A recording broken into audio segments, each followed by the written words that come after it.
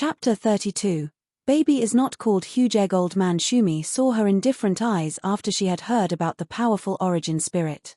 There was no greed in her eyes, rather, it was vigilance and calmness. He couldn't help but be more pleased. I will soon disappear. Hushi, little friend, you must remember, before you possess enough strength, you shouldn't let people know about the existence of the origin spirit. Otherwise, it can become your disaster. It can also become a monstrous catastrophe to the greedy human race. Remember that at all cost. His implication was barely finished when his vaporous figure slowly dissipated, changing into a speck of silvery light, before disappearing in the air. Wait a minute. What is the secret that is contained in the origin spirit? Why did he say I shouldn't let people know about the existence of the origin spirit? When old man Shumi mentioned about the power of the origin spirit, he said that she must keep it secret, so it was clear that the origin spirit was extraordinarily powerful. In the end, what did you want me to do when you gave me these? However, her only response was her voice echoing in the air, and the huge eggs weeping. Grandpa Shumi disappear, woo-woo, mother, baby can feel, Grandpa Shumi will not come back anymore. Hushi was just about to ask, when suddenly, she felt a slight tingling pain in her mind. Then she felt her connection with this space suddenly increase, so that even if she was standing in this room, she could clearly feel what was happening in every inch area of the space.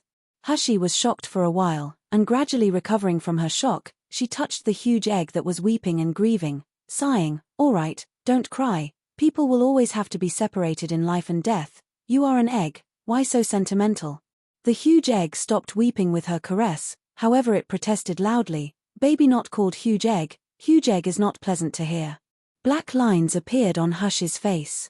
"You are an egg, it doesn't matter if that name is pleasant to hear or not. Then, what do you want to called?" The huge egg's voice was full of confusion and expectancy. That, I don't know what I want to be called. But, shouldn't mother help find a name for me? Its soft and sticky voice was both lovable and bashful, causing Hushi to feel as if its appearance was like that of a shy, plump child, eagerly looking at her. Hushi laughed at her imagination and couldn't help but tease. Then since you don't like the name of huge egg, is it better to call you Dan Dan, Yuan, or Gun Gun? Mother is bad, baby not plump. Baby don't want unpleasant to hear or ugly names like those. Woo woo woo. The huge egg's sad weeping was now even louder, leaving Hushi unable to know whether to laugh or cry, having no other choice but to compromise. "Alright, then I'll think about it again. But before I find a name for you, I'll call you Dan Dan. This is pretty good, right?" Dan Dan, having no other choice, felt aggrieved but agreed with her, in the end still reminding her, mother must quickly find a name for baby. Hushi supported her forehead. "Can you not call me mother?" Heaven knew she was only 16 years old in this life, a beautiful youthful girl, how could she become someone's mother? Moreover, an egg's mother. "But you are obviously mother." Dan Dan's voice was filled with shock and sadness, crying 100 times more bitter than before started. "Mother didn't want me again, woo woo woo, where did baby change to become a bad child?" Veins popped up on Hushi's forehead, she felt a headache starting because of its crying, and finally had no choice but to smash a pot to pieces just because it was cracked. Alright, don't cry. When I said that I don't want you I didn't mean it, you can call me mother if you like. 1. Yuan Gun Gun means plump. 2. Idiom meaning something like, to write oneself off as hopeless and act recklessly. Chapter 33. Dan Dan needs spiritual energy. Dan Dan broke into laughter, its childish voice brimming with happiness. "Mother is really kind, I like mother the most." Feeling the childlike creature's deep attachment and sincere emotions towards her, Hushi felt touched, feeling closer to this strange creature. She caressed its warm eggshell and asked, "Dan Dan, will you always stay in this huge egg form? Can you break the shell and come out?" Dan Dan said, "Baby, oh, Dan Dan of course can come out. But, to come out it will take a lot of trouble." "What sort of trouble?" Dan Dan needs spiritual energy, lots and lots of spiritual energy. Hushi's mind stirred, suddenly recalling the plundered loot from Zhu Zhongba's hands. When she had been by the spirit spring, she had examined and found out that she was unable to open the storage ring using internal power. However, when she absorbed the spiritual power in the space, she was actually able to open the storage ring. Although spiritual power was unable to be stored in her dantian, however, only flowing into her meridians for a split second, it was already enough to open the storage ring. Hashi poured more than half of the stuff in the storage ring in front of the huge egg. Dan, is this stuff useful to you? She had barely finished speaking, when the huge egg's golden light flickered excitedly, and soon all the things on the ground moved. Hashi was stupefied to the point of being speechless. It appeared that the pile of things had sufficient spiritual energy. The brilliantly shining flying sword and spirit stones, in the blink of an eye, became ash and fluttered down, in a flash turning into dust when her finger touched it. The huge egg hummed, "Mother, it's very delicious, but I simply didn't get to eat enough till I'm full. I still want more." Hashi sobered in a flash. Looking at the scattered dust, she felt distressed. However, she was now penniless, and these things she had plundered from the fatty Jew had now very possibly become her lifesaver. Dan had easily consumed more than half the loot. This was simply too painful for her. Seeing that golden light wanting to sweep clean the storage ring on her hand, Hashi quickly put the ring in her sleeve, and with a straight face said, Dan, before you get my permission, you are not allowed to devour any magical spirit treasures. If you aren't obedient, I will not give you anything to eat. Did you hear? The golden light twisted in the air, Dan obviously unwilling, but it was still well behaved and agreed. Seeing Dan agree, Hashi felt relieved and took out the remained items from the storage ring. There was only the palm-sized hexagonal furnace, several magic pills with a sweet fragrance, piles of crystal stones, and 2 ordinary jade boxes. There was no flying sword or magic tools, there wasn't even a piece of spirit stone, and as Hashi recalled that huge pile of treasures that was swept away by Dan, she felt more distressed. Unfortunately, it's too late to feel heartache now. Hashi sighed while opening one of the jade boxes. Inside she found a green plant, its dark green leaves somewhat wilted, however it still emitted a strong spiritual energy. What is this? Seemed like a spiritual plant, but she had never seen it before. I know. Dan rushed to say, this is a body flower, blooms in 1,000 years, bears fruit in 1,000,000 years. The body fruit can help raise a soul's power. It smells particularly good. But it is now still less than 100 years, it's a pity to consume it now. However, if Mother plants this medicinal plant in this space, Dan can eat a lot of spiritual power. Oh. Chapter 34, Lack of money and less food. Hashi startled, and quickly opening the other jade box, she saw that there was another spiritual plant inside, but this one looking even weirder than the previous plant. This is rainbow skirt herb. There are 13 cylindrical shaped leaves altogether. Every 100 years it will unfold a piece. The newly unfolded leaf emits a strong fragrance. It can attract level 8 and below demonic beasts, helps with breeding demon beasts, and can induce labor. Dan also likes to eat this, but it's still too young now. There's not even a hint of fragrance. This guy really can't help but talking about eating every 3 sentences. Hashi was amused by Dan's gluttonous nature. She couldn't help but poke its eggshell and say with a teasing tone, unexpectedly, my Dan has a great skill. You are able to recognize uncommon spiritual plants like this, and you're also able to speak clearly and logically. Of course. Dan's voice was full of pride and intimacy. Mother, Dan is very useful. Dan can recognize all the spiritual plants in this world. Certainly I can be of help to Mother in the future.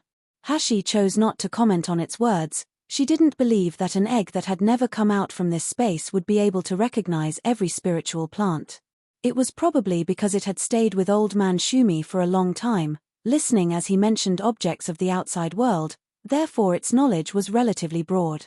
However, she still continued stroking Dan and praising it, the golden light in the eggshell twisting disorderly, its giggling laughter foolish and silly. Dan, are you able to see things outside of this space? Currently I still can't. Dan replied disappointedly, but after I come out I can. Therefore Mother, you must bring me out. Dan wants to be together with Mother all the times. Hashi recalled the pile of magical items and yuan that it swallowed before, and remembering how Dan had just said didn't get to eat enough till I'm full, she felt a burst of pain in the back of her head. It takes a lot spiritual energy to make this little fellow come out. However, she is penniless now. Which magical items would be able to make it come out? She still had a long way to go with raising this little fellow. In order for her to be able to adapt to this new body better, Hashi, in another courtyard of her space, cultivated for 2 days. Because of the nourishment from the spring water, the injuries on her body healed very quickly, leaving only the scars that had built up over many years. Those wouldn't be eliminated in such a short time. When she pulled up her sleeves, she could still see the terrifying scars. On the morning of the 3rd day, wet nurse Chen brought breakfast with a deeply worried face, and after Hashi had questioned her several times in a row, finally mumbled, "The food stock is very quickly bottoming out. Previously all of our yuan was seized by Butler Li and the others to fawn on Nayland Manor's butler. Now not even a few pieces of first-rank yuan can be found. If we don't think of something, we, and the people in this house, will starve to death." Several martial artists in this courtyard were killed and controlled by her, but besides these martial artists, in this courtyard there also lived a few part-time workers and maids.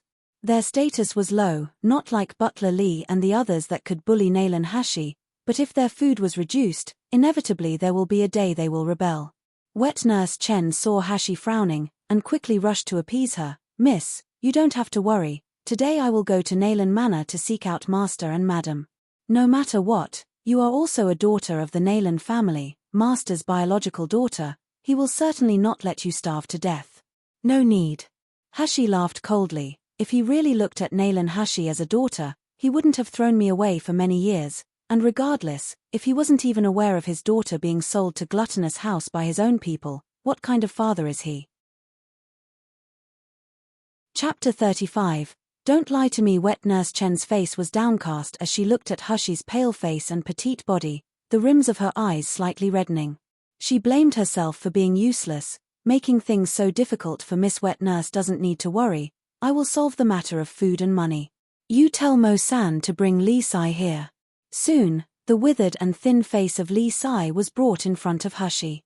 He trembled all over when he saw Hashi, fear filling his eyes as he kneeled and began to kowtow. "Miss, I was wrong. I shouldn't have listened to Uncle about harming you. Please spare me." Li Sai, with his own eyes, had seen the tragic way his uncle had died, and these last few days he saw the lifeless and empty eyes of Mo-san obeying her every word. He was now extremely frightened of this girl before him. Hashi got up slowly, walked to stand in front of Li Sai, and looked down at him. "I can spare your worthless life, but only if you obediently tell me, who is this butler Zhong that sold me to Gluttonous House?" It was Zhong de Zhong. Li Sai didn't dare cover up the truth, quickly replying with a trembling voice, "He is the cousin of Madam's wet nurse. In the manor he received an important position from eldest young master and second miss. This last half a year, he's been in charge of delivering supplies for this courtyard. Uncle and I listened to his bewitching words. Only then did we help him hit miss until you passed out and sent you to the city. But the matter about selling you to Gluttonous House was not related with me. Miss, please spare me. I wouldn't dare to disobey you anymore." Strictness flashed across her appearance, and she asked indifferently, "Where can I find Zhong de Zhong?" Li Sai hesitated slightly. He looked down while trembling with fear. "I don't know. Butler Zhong, such a big person. How can we, this small servants, know his whereabout?" He hadn't finished speaking, when Hashi had already kicked him, her left foot firmly stepping on his chest. "I forgot to tell you, I have a bad temperament. If you dare lie to me, although I will not kill you, I will make your life worse than if you had died. I'll speak. Miss, please spare me." Li Sai's hoarse voice let out a miserable howl to beg for forgiveness. "I don't know where Butler Zhong lives, but every day he will go to Zhangla workshop to gamble. Other than that I really don't know. Miss, please spare me. Zhong de Zhong. Nayland Feishue." Hashi sneered and suddenly lifted her hand. In a flash several silver needles entered Li Sai's brain. Li Sai screamed as he glared at Hashi, his eyes filled with fear and resentment. You said you would spare me." Without managing to finish his implication, his eyes lost their radiance, becoming a puppet that lacked the ability to resist. Hashi slowly spoke while sneering. "I said that I would spare your worthless life, but I didn't say that I would let you live freely." At noon, the most prosperous street of Yangjing City was bustling with activities, the crowd coming and going, with peddlers shouting about their wares on the sides. The most lively place was coming from the gate of Zhangla Workshop. Zhangla Workshop wasn't only one gambling house, it almost occupied half the streets of this district. Besides running a gambling house, there was a restaurant, an entertainment house, numerous treasure pavilions and the slave marketplace. Therefore, Zhangla Workshop's gate always had all kinds of people coming and going. Among them were elegant men with bright and neat clothing, and beautiful, delicate women that could attract people. However, at this moment, there was a person at Zhangla Workshop's gate that attracted everyone's eyes. Chapter 36. The youth that attracted spirit and seized souls. Even the prostitutes that were originally in the middle of entertaining the handsome youths couldn't help but pause their delicate voices, their eyes staring towards the door. A youth wearing white scholar clothes slowly walked over, his long eyebrows like willows, his cold eyes similar to stars, his skin was like jade, porcelain fair and delicate. As the sunlight fell on his high and straight nose, not even the tiniest flaw could be seen. The youth's stature was not tall, instead it was slender and beautiful, his body looking obviously weak. When his cold glance swept over, it gave people an oppressed feeling, like the cold frost from unyielding snow. Seeing this youth, they couldn't help but be stunned. Under the brilliant sunshine, he resembled a spot of pure white snow, a natural and pure beauty, bright and glamorous without boundaries. A man standing not far away from the youth choked on his own saliva, inattentively muttering, "Which family's little young master is this? Why is the feeling he gives off so able to attract a spirit and seize the soul? Obviously he is a man, and it was only a youth that resembled a delicate and soft girl, but it was as if his soul was being stolen." He itched to rush over and get close in broad daylight. However, just as he had taken 2 steps forward, wanting to touch the youth's fair and tender cheek, he felt a burst of pain spread throughout his entire body. His body suddenly flew through the air, landing heavily on the ground. The youth's ice-cold gaze swept over everyone on the scene, as he slowly asked, "This here is Zhangla Workshop Casino?" This youth that made everyone stunned is actually Hashi disguised as a man. Hashi had been afraid that Nalan Hashi's appearance would be recognized by people. She also thought that woman's clothes would be in the way. Therefore, she had used her excellent makeup techniques to change her appearance. In people's eyes, the her of now, besides looking somewhat slim and short on the outside, she also looks like an unassuming 15 to 16-year-old youngster. Even if a doctor were to take her pulse, it would be very difficult for them to see through her disguise. However, what she didn't expect was that even though she obviously looked like a man now, but Nalan Hashi's alluring appearance could unexpectedly still attract so many people. It's just that if they wanted to take any advantages from her, Hashi, they must consider their own abilities first. After getting an answer, Hashi no longer paid any attention to everyone, and with a quick pace, she entered the noisy casino. Sure enough, there was Zhong Dezhong, leaning forward and resting his upper body on the gambling table, his hoarse voice shouting angrily, "I don't believe I can't win." He firmly smashed the chips on the gambling table. "This is my small bet to open 6 big, I don't believe it won't be big. Quickly open." The appearance of the dealer that was shaking the dice changed, a cunning expression sweeping past his eyes. Hashi had a moment of realization, the corner of her mouth arching into a grim curve. It seemed that this Zhong Dezhong was unaware he was being defrauded by people. Sure enough, once the dice opened, the result was still small. Zhong Dezhong angrily punched the gambling table, shouting loudly, "Damn, why am I so unlucky today? You will also no longer give me 100 chip." However, the dealer's expression showed disgust, sneering, "Butler Zhong, you already owe 1,000 yuan to this gambling house. If you keep adding to the amount you owe, how will you pay it all back?" "What did you say?" Zhong Dezhong rushed to grab the dealer's clothes, and with a stern voice, "Do you know who I am? I now have plenty of yuan, don't you look down on me, oh." He still hadn't finished speaking, yet he was kicked by someone. Chapter 37. Budding of a rabbit boy. The one who attacked him was a martial artist, one of Zhangla Workshop's great backers. Even though Zhong Dezhong's cultivation base was of qi refining 3rd rank, he couldn't fight these 7 or 8 people, so momentarily he was wailing and howling due to being beaten, and thrown out like a sack. "I warned you, it's best for you to quickly pay back the 1,000 yuan that you owe, with interest, otherwise, humph, don't think that you can ever stay in Yangjing City again." Zhong Dezhong's entire body had become green and purple because of the beating, even his eyes were swollen, But he had no courage to disobey, only lamely grumbling while leaving, "You're all a group of dog-eyed scoundrels that look down on people. Wait until Master looks at the gambling book. He will come back and crush you to death. You actually dared to hit me. Wait until I hire a group of thugs to beat you to death. See if you all still dare to be arrogant then." Thinking of this, Zhong Dezhong couldn't help but laugh with a grimace. Now that he was a wealthy person, it was only a mere 2,000 yuan. How easy was that? Even if he didn't work in Naylan Manor in the future, he wouldn't ever have to worry about food and clothing. Right. It would be better to take those yuan away, living a day being leisurely and free. As for those scoundrels in the casino, he must give them a lesson before he leaves. Zhong Dezhong was extremely furious one moment, and frantically pleased in another moment. He rushed to a small courtyard that he by secretly, completely unaware that Hushi had followed behind him all the way.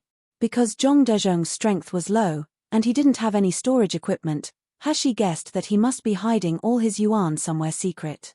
Sure enough, a few minutes later, Zhong Dezhong carried a big bag over his shoulder as he snuck out from the back door of the small courtyard. The bag looked rough and ordinary, however, it emitted fluctuations of spiritual power. Hushi smiled while raising her eyebrows, and leaping into the air, she landed in front of Zhong Dezhong. "Who are you?" Zhong Dezhong cautiously questioned when Hushi appeared, almost scaring him, causing the packed bag of yuan to tumble to the ground. Standing firm, he noticed that the one who blocked him was actually a refined and elegant youth. Moreover, from his entire body there were no fluctuations of spiritual power. This is obviously just an ordinary person. Zhong Dezhong's courage immediately grew as he fiercely glared at Hushi. "Boy, did you go to the wrong place? What do you think you're doing standing in front of my backyard's gate?" The tips of Hushi's eyebrows rose with her smile, the corner of her mouth exposing a faint smiling expression. Her pearly white teeth within her sakura-like lips were faintly discernible, just like a feather teasing his heartstrings, making his entire body itchy. Zhong Dezhong revealed a perverse expression. Looking her up and down, he mischievously laughed. "Looking at your appearance, it's just like a rabbit boy in Budher. Don't tell me you took a fancy to me, and want to curry favor with me. Unfortunately, although you look fresh and delicate, I'm not a good mouth. You had better go find other sellers." A sharp darkness flashed through Hushi's eyes. Slightly raising her head, she cast a glance at the bloody nose and swollen face of the wretched man, slowly asking, "Zhong Dezhong, you don't recognize me?" Zhong Dezhong released an obscenely filthy laugh. "A delicate youth like yourself, if I had ever met you, how could I not recognize you?" As he was speaking, he noticed that Hushi's expression held the traces of a sneer as she extended her hand and slowly wiped her face. In the blink of an eye, the appearance that was like a spring flower, and elegantly pretty like an autumn moon, changed into that of a pale and ordinary gloomy face. Chapter 38. The good-for-nothing third Miss. Zhong Dezhong's smiling face slowly stiffened, changing into an expression of disbelief and shock. You are third miss?" He staggered, stumbled, and almost fell down because of the bag of yuan.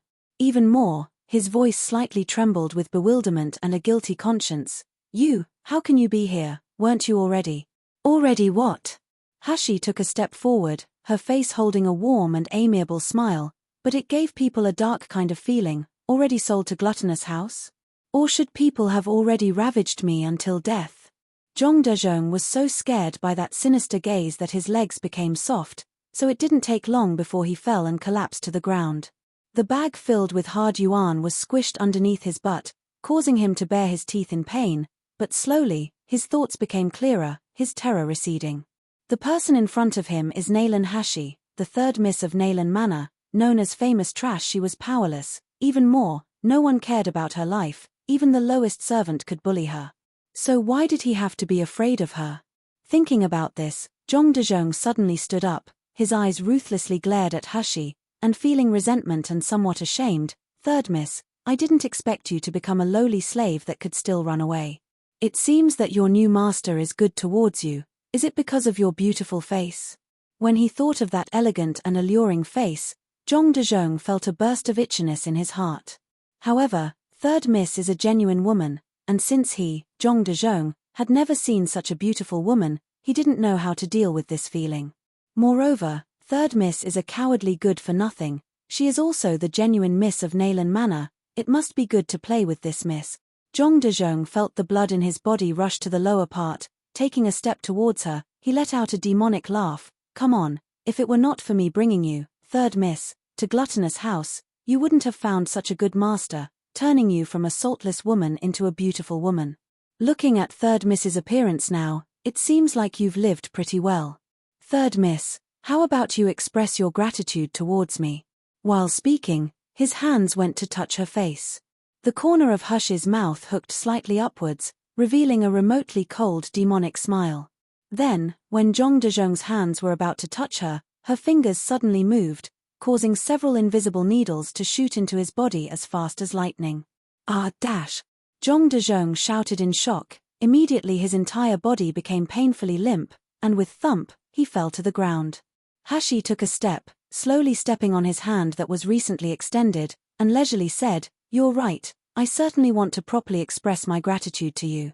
Zhong Dezhong's face showed his fear, his voice trembling. "What are you going to do to me?" "Of course it's to give you a gift as thanks." Hashi smiled while quietly speaking, but she exerted all her strength to her foot. A crack was heard, and Zhong Dezhong's right wrist bones had been broken. "How was it? Are you satisfied with this gift?" Ah. Zhong Dezhong let out miserable howl like a dying pig. If it were not for this alley being remote, he would absolutely alarm a large group of people. Seeing that Hashi was about to step on him with her other foot, Zhong Dezhong quickly cried and loudly pleaded, "Third miss, I was wrong, please spare me. It's second miss that incited me to do this. I was merely following orders, nothing more. I beg you to spare me." Hashi sneered, "Second miss and I haven't seen each other for many years. She has always walked on her bright path while I walked on my difficult path. We couldn't even hit with 8 poles. 1. Why would she order you to deal with me? You dared lie to me. Is it that my gift is too light?" Chapter 39, Crown Prince's Concubine. While speaking, Hashi fiddled with an invisible needle between her fingers. It was like her hands were mimicking the action of repeatedly stabbing his eyeballs, harshly damaging his eyesight. "It's true. It really was the second miss. I'm absolutely not telling any lies." Zhong Dezhong repeatedly shouted in fear as feces flowed down his pants. "Second miss said you're a fox spirit. You seduced His Highness the Crown Prince, so she ordered me to deal with you. Master had previously passed down an order to not cause the death of third miss, therefore second miss didn't dare try to kill you, and just ordered me to sell you to a filthy place. I simply couldn't disobey second miss's order, but I sold you to Gluttonous House, which ended up being a good place. It was a blessing in disguise for you. I beg of you to spare me, please spare me." Hush's eyebrows wrinkled slightly, faintly saying, "His Highness the Crown Prince and I have never even seen each other. She said that I seduced him. Not even an idiot would believe that. Is Naylan Feishue's IQ really so low?" In Naylan Hush's memories, there was never any memory about His Highness the Crown Prince. She would even go so far as to put the accusation of seducing the Crown Prince on her. Really funny. Zhong Dezhong didn't know what the meaning of IQ was, but he could clearly sense the ice-coldness of the invisible needles. How could he dare lie to her? I only knew that second miss received a letter. In the letter it mentioned about how after the Crown Prince returned he would go visit Master to propose marriage. To marry you off as the Crown Prince's concubine. The Crown Prince and I are unrelated in any way. How could he know me? Do you think I will believe you?" Hashi sneered, sending the invisible needles flying. Instantly they cut into Zhong Dezhong's forehead, causing his blood to flow. "If you dare to misstate a sentence, I will cut open your head and dig out your brain." I wouldn't dare. I wouldn't dare." Zhong Dezhong shouted in fear. "I only know that the letter mentioned third miss's special constitution, that you use some kind of secret method to get men, and no matter the cultivation base of the martial artist, they'll be able to obtain the greatest promotion. I also, because of this, did not listen to second miss's order to sell you to the pig market. Rather I sold you to Gluttonous House, and the owner of Gluttonous House gave me a huge sum of money after assessing you. The rest I really don't know. I don't know anything. Third miss, please spare me." Hush's eyes flashed. She recalled what the host of Gluttonous House had said about a pure yin constitution, but it seems that it wasn't so simple. Naylan Feishue and the Crown Prince also aren't fools. Could it be that because they heard people say that Naylan Hashi had a special constitution, They were able to believe it. Who was it that wrote that letter and gave it to Nalan Feishue? That person spared no effort to provoke Nalan Feishue into dealing with Nalan Hashi, but for what purpose? But regardless of who is behind this, since he has offended her, Hashi, then don't have hopes of being able to escape unscathed. Hashi's face showed the traces of a sneer, her gaze landing on the bag of yuan. You said the owner of Gluttonous House gave you a lot money after the assessment. Yes. The shop owner, Wu Yu, only saw you, third miss, with a glance, then he gave me 6 million yuan. I was ecstatic. In these last few days I haven't even returned to Nalan Manor to receive the reward that second miss promised me. The other matters really have nothing to do with me, so please spare me. Gluttonous House actually spent 6 million yuan to buy Nalan Hashi. However, when she awoke, why she was being treated as a low-ranked slave and locked in a cage? Isn't it because she was humiliated by a low-level martial artist, so she knocked her head on the cage?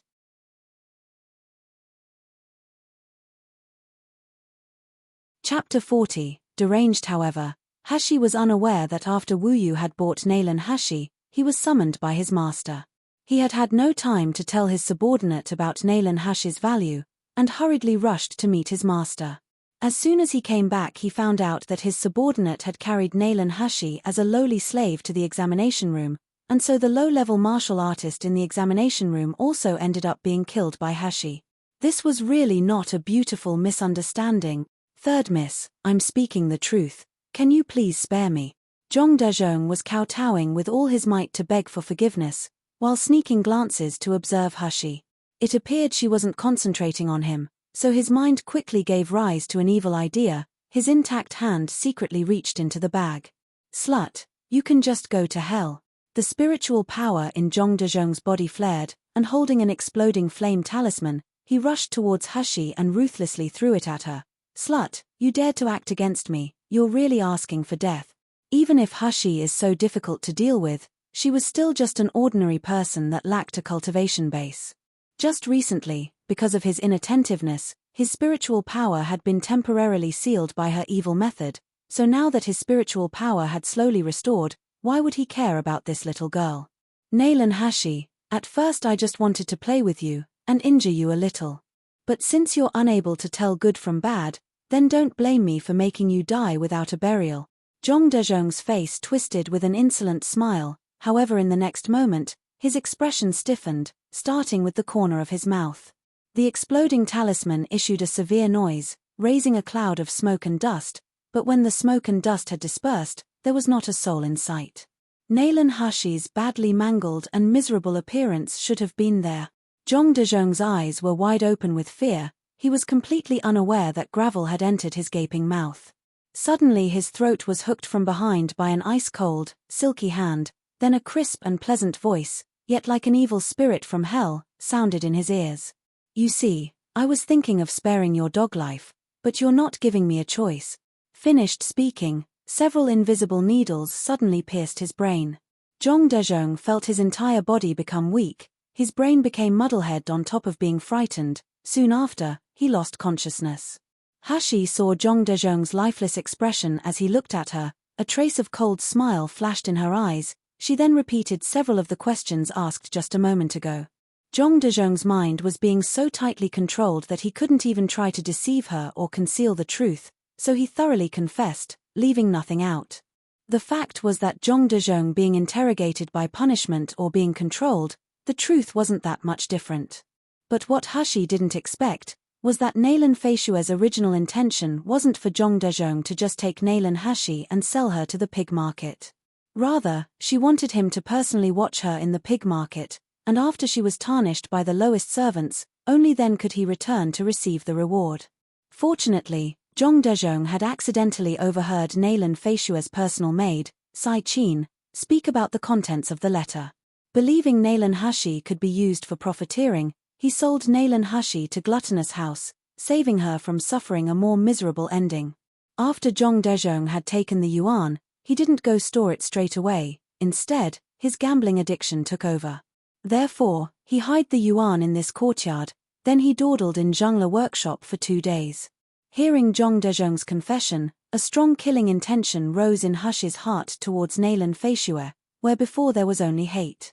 For the purpose of keeping her beloved, she even wanted to sell her half-sister. Going so far as to actually come up with such a malicious idea to make an innocent girl beyond redemption, this is simply deranged.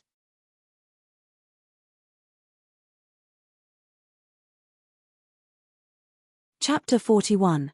Such a good home, Hashi sneered. Taking the remaining yuan, she placed them in her storage ring.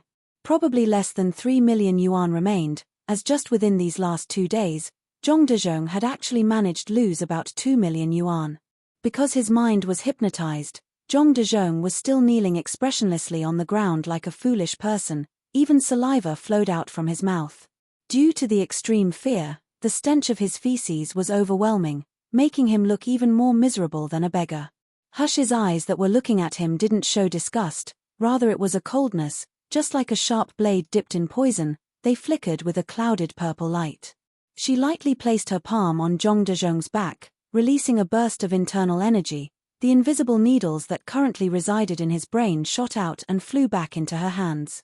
Almost at the same time, her hand that was holding a dagger, with an unparalleled speed, cut across the meridians on Zhong Dezhong's body and throat one by one. In a split second, blood wildly sprayed, his howls as if shaking heaven. That's right, Zhong Dezhong had returned to his senses, his face shocked as he looked at Hashi. There wasn't a trace of resentment in his eyes, only desperate begging. Hashi, still holding the bloody dagger, raised it in front of his eyes and lightly touched the beads of blood on it, then indifferently laughed. "Butler Zhong, aren't you interested in selling people as slaves? Today, I'll let you personally taste it." Ah. Butler Zhong wanted to beg, however, he found that he simply couldn't make any sound. Even more, his muscles and veins had been cut, making him completely unable to move. Hush's smile became more brilliant, so even though her face was now paled with disguise, it still looked bright and beautiful. "Are you afraid, looking at all of this blood?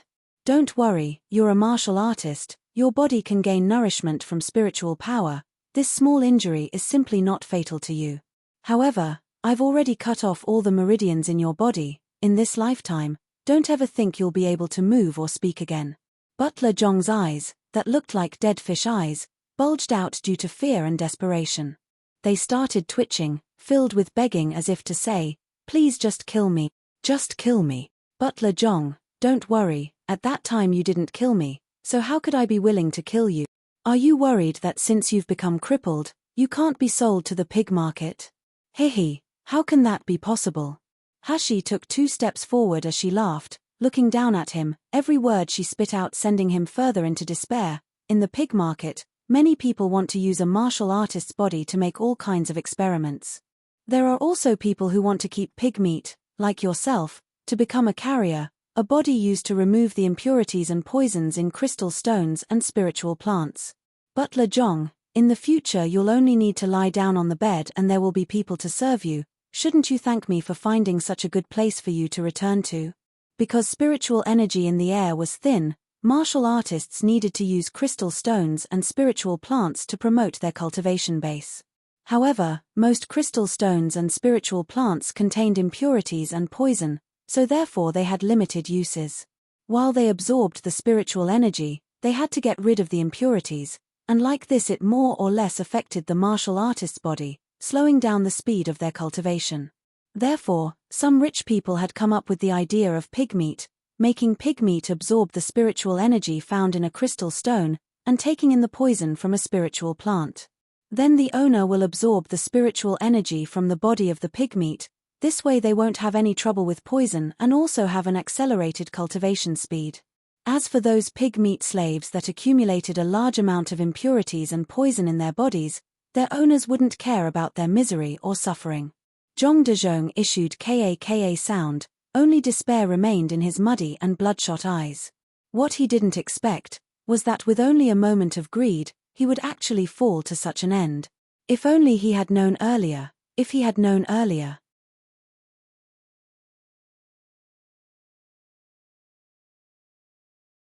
Chapter 42. Choosing slaves. Hashi restored her elegant and handsome youth appearance, and soon sold Zhong Dezhong in the pig market for a good price. She was wearing white brocade robes, with a face resembling the majesty of a jade crown, She had red lips and white teeth. Her entire body emitted a frosty cold, with an aura like unyielding snow softly falling on clear water, making her appear incompatible with this noisy and filthy pig market. However, how could Hashi care about the strange and greedy gazes of these people? In her past life she had acted out all kinds of roles for her missions, and many of them had attracted attention too, so she had already turned a blind eye to other people's gazes. Of course, the premise is that these people didn't attempt to provoke her. Hashi observed the entire pig market, finding that compared to the fine and luxurious gluttonous house, here it was like a chaotic vegetable market. Only, the stall holders weren't selling food, rather, it's selling living people and demonic beasts. All kinds of slaves were locked in the rusted cages. There were males and females, ordinary people and martial artists, and even at some of the high-grade stalls there were grotesque human beasts. They curled up in the small cages, most of their bodies were covered with bruises and scars. Some looked numb, some were filled with despair, and some were weeping in a small voice. There were also those that, because they had shouted and rebelled, got beaten until they were near death. It can be said that here is Yangjing City's most bustling place. It was like human purgatory, the entire country's deepest and darkest secrets condensed into one place. Hashi's gaze swept across those pitiful slaves, her heart barely flinching. The weak are prey to the strong. In every society this is an irrefutable truth, no one is an exception. If she didn't have enough strength to defend herself, her ending would be more miserable than these slaves. However, although she is unable to cultivate now, she is able to draw on her external power to protect herself. To raise a group of slaves with extraordinary strength, this was a good method. The pig market slaves mostly had the ability to draw energy into their bodies. Even martial artists of the chi refining stage can't do that, but this is also a disadvantage. Hashi quickly chose 10 slaves with the least amount of injuries and with diverse spiritual roots, spending the money she fairly got from selling off Zhongdezhong. She didn't let the seller extract the 10 people's soul to place the slave imprint, rather, using her own method and medicine, carved the spirit restriction into their bodies. Compared with the slave soul seal, this method doesn't restrict the growth of the slave's strength. In addition, the slaves won't be muddlehead and have a reduced IQ because of the lack of a soul. Of course, it also has a weak point. Because Hashi's current strength was still weak, this restriction was only effective to slaves of the foundation establishment stage and below. Hashi looked at the 10 people kowtowing to her and lightly said, "I will not investigate what you've all previously experienced and what sort of grievances you might carry, but from now on, you must respect me as your master. If you betray me, you will be punished and left to suffer in pain. Do you hear me clearly?" The 10 people nodded quickly in response, their eyes filled with respect and fear as they looked at Hashi. It was simply too big of a surprise that their master, who bought all 10 of them, didn't extract their souls, making them able to live like ordinary people. It made all of them completely unable to even dare show contempt towards this master that looked like an immature youth. "Now remember, when outside my surname is she, I will be called she-you. You're my servants, henceforth you will follow my surname, so according to the names of the 10 heavenly stems, from left to right you are Jiao, Yi, Bing, Ding, Wu, Ji, Gang, Xin, Ren, and Gui. Do you all understand clearly?" Without objection, the 10 people quickly kowtowed, thanking the master for bestowing us names. Hashi gave them an address to head to, and slowly said, "About my affairs, it's better that less is heard and less is asked. After you go to my courtyard, if Wet Nurse Chen asks you to do something, then just do it. As for the injuries on your bodies, I will try to cure them, and as long as you perform well, I will certainly make sure your strength improves."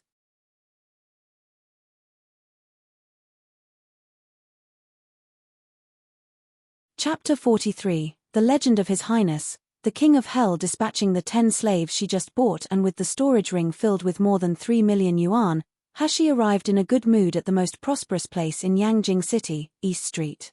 It was currently the busiest time of the day for East Street. The shops on both sides of the street had their doors opened wide. Shop owners raised their voices to attract customers, while clamorous, joyous, and noisy sounds intertwined together, creating a thriving scene. Hashi found out that everything and more was available here: any magical item, magic pill, spiritual food, basic cultivation methods, everything you can't imagine can be found here. She looked at everything with interest as she wandered down the street, buying a lot of things on the way. She continued like this until the sun passed Wu-1, then she decided to enter the busiest restaurant. With an outstanding reputation in Yangjing City, this restaurant was known as the Intoxicated Immortal. All the dishes available were cooked using ingredients filled with spiritual energy. For an ordinary person, eating here can clear their core and increase their energy, strengthening their body. While a martial artist wouldn't need to worry about the impurities contained in ordinary food building up. Therefore, the price of every dish in Intoxicated Immortal was expensive, so naturally that meant all of the customers were wealthy people. Once Hashi entered Intoxicated Immortal, she received warm hospitality from the waiters. It wasn't only because of her extraordinary appearance, but because she was dressed like a wealthy youngster, wearing a luxurious brocade with a jade belt. Even more, her gestures revealed a graceful and noble aura. With an expression of distinct cold disaffection, it was as if no one was worthy in her eyes. Hashi was also not polite. After sitting down, she let the waiters bring out all of Intoxicated Immortal's signature dishes. The straightforward and happy waiters were all beaming with smiles, itching to provide high service to this wealthy man. While waiting for the spiritual food to be delivered, Hashi was sitting by the window on the side, watching the bustling crowd on the street with interest. At this moment, she heard an excited discussion coming from several women behind her. Senior Sister Jiang, with difficulty we've finally managed to come down from the mountain, but I wonder if we'll be able to see His Legendary Highness, the King of Hell? Dream on Junior Sister Lu. Who doesn't know that the King of Hell lives a secluded life, and with no one knowing his whereabouts, how can nobodies like you and I wish to see him? It is said that His Highness, the King of Hell, is handsome, with an elegant demeanor.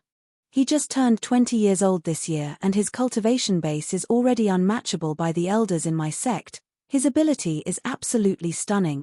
Moreover, it is said that His Highness, the King of Hell, has always been a bachelor. No one has ever seen a concubine at his side. I really wonder what kind of woman would be able to match such an extraordinary person. The continuous chatter between the misses was full of excitement and yearning, and hearing what was being said only made Hashi want to shake her head. Indeed, in this world it was unavoidable that there would be idols, and fans that pursued such idols. The enthusiastic adoration of the misses was already like a blaze nearing combustion, so that if His Highness, the King of Hell appeared downstairs now, she would certainly hear all the women screaming and shouting, "Your Highness, the King of Hell, I love you." The misses behind her were in high spirits as they discussed the King of Hell's clothes, appearance, cultivation base, and even his charming manner.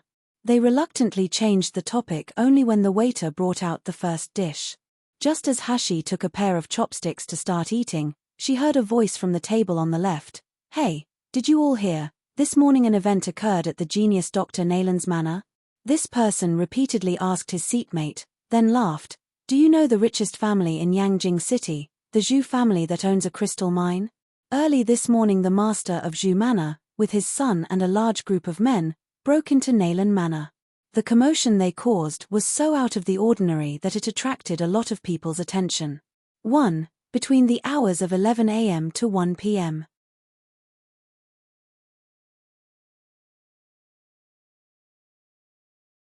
Chapter 44. Nalan Miss is unaware of honor and shame. Is that true?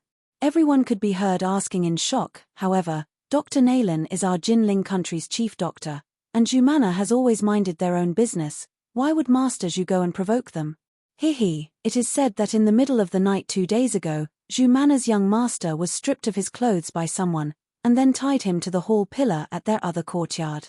Early the next morning a peddler passed through the open door, and upon seeing young Master Zhu's shining white, naked body, he started screaming in fright, attracting a large wave of people to come watch. Zhu family's face has become tarnished to the greatest extent. The whole room roared with laughter when everyone heard this, as just thinking about that scene, they couldn't help but laugh.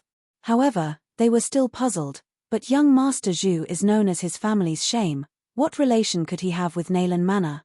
The person that previously exposed the story laughed mysteriously, then lowered his voice, that is to say, in the end, who was the person that ruthlessly gave a lesson to young Master Zhu, who has always harshly and unreasonably walked around Yangjing City? I'll tell it to you all, but you must keep it a secret. It is said that person is Nayland Manor's second miss, Nayland Faciue. Ah, no way. One by one everyone's faces showed an astonished expression. Aren't you mistaken? We heard that the two miss of Nayland Manor is chaste, calm, beautiful, and has an extraordinary innate talent. How could Nayland Manor's second miss do such a shocking thing? Perhaps there's someone else who did it, but put the blame onto her. Everyone doubted the person that was telling the story, so displeasure immediately spread across his face, and with a humph said, "What blame? If it were not for the people of Zhu family finding conclusive proof, why would they go with great fanfare to Nayland Manor's gate? Is the name genius Dr. Nayland only a decoration?" While speaking he lowered his voice, laughing mischievously. "If I were to guess, it would certainly be that young Master Zhu was unable to curb his lust, and when he saw Nayland Manor's second miss, who would know that he would get a ruthless lesson from Nayland Manor's second miss instead? But Nayland Manor's second miss is an unmarried woman. No matter how straightforward and pungent she is, how can she strip a man's clothes? This is the same as being unaware of honor and shame. No wonder the Zhu family went to their manor early in the morning.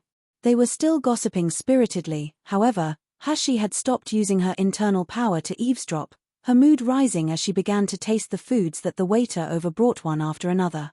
Before her eyes, the snack's aroma permeated the whole place, its luster tempting, and Hashi suddenly felt her stomach rumble. But just as the food entered her mouth, she couldn't help but crinkle her brows. The smell of the spiritual foods didn't actually mean the food was delicious, it could even be said to be pale and tasteless. Moreover, what made her disappointed the most is that because of the way the food was cooked, 3% of the food's original spiritual energy has been lost. Hashi only ate a few mouthfuls of each dish, then disappointedly put down her bowl and chopsticks. In her previous world, she had a long-term mission, and that mission's goal was her hobby, gourmet food.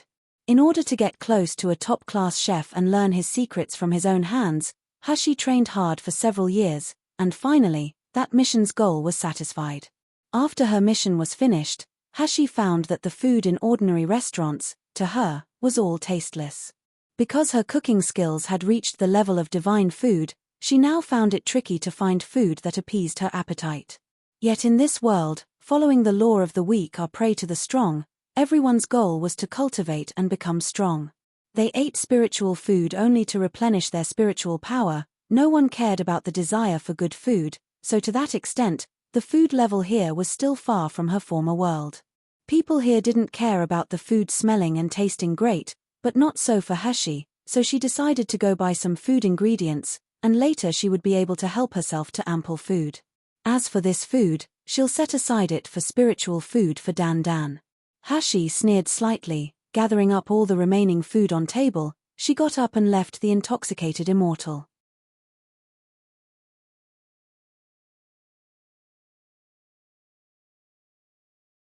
Chapter 45. The miserable brother and sister. The sun gradually inclined to the west, however, East Street was still lively. Hashi bought many different types of food and ingredients, and even after squeezing all the stuff into Fatty Zhu's storage ring, it was still only half full. Think of Wet Nurse Chen's old injury. Hashi went to the most famous medicine branch in Yangjing City, Shengde Hall.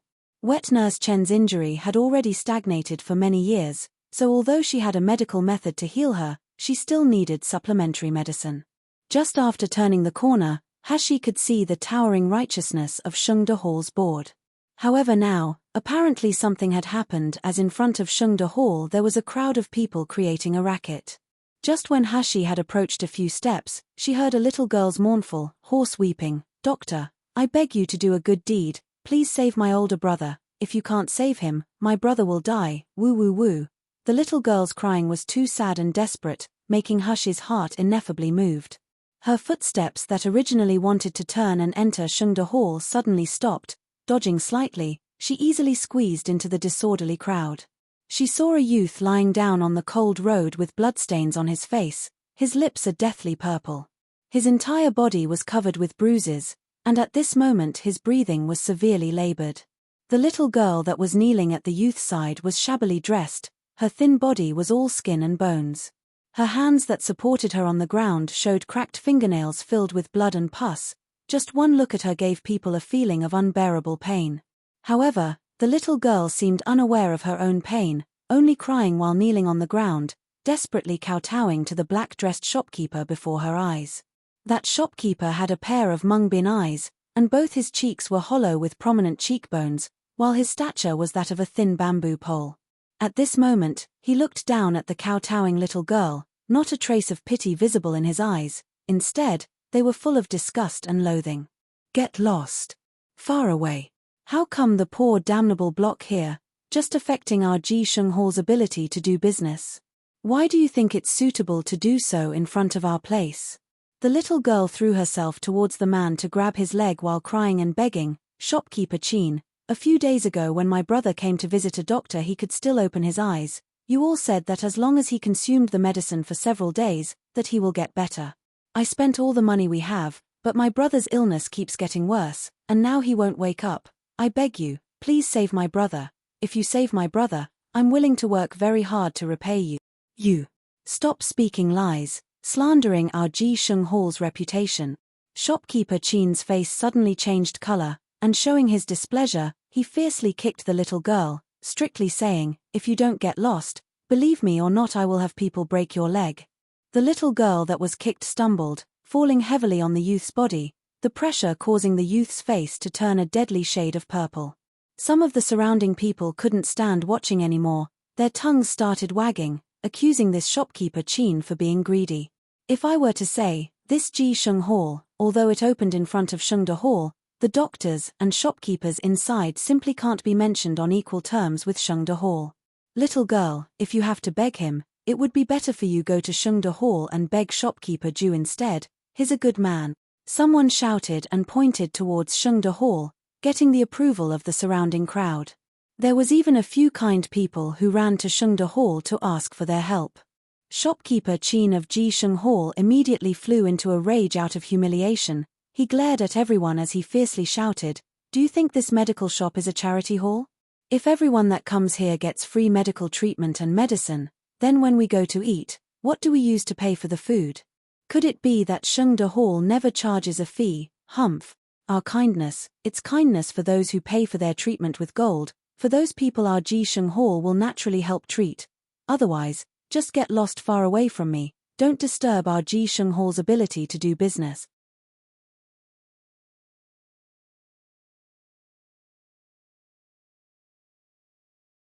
Chapter 46. Can't be cured. Little girl, if you don't mind, I can diagnose and treat your brother.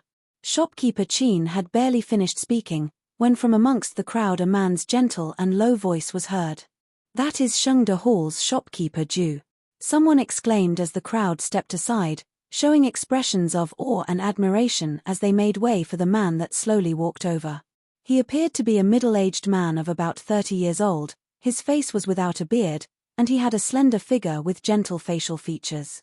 The feeling he gave off was of a refined and amiable person. "This is Shengde Hall's shopkeeper Ju Yangan." Once the little girl heard that shopkeeper Ju would treat her brother, she immediately stopped crying, and ignoring the pain in her body caused by the kick, she quickly kneeled on the ground and kowtowed towards shopkeeper Ju. But, when shopkeeper Ju used his spiritual power to examine the youth's body, his brows tightened and creased, his expression turning grave. "Little girl, how was your brother injured?" The little girl wiped her tears and replied with a grief-filled voice, "My brother went hunting in the mountains 5 days ago, and when he returned he was seriously injured.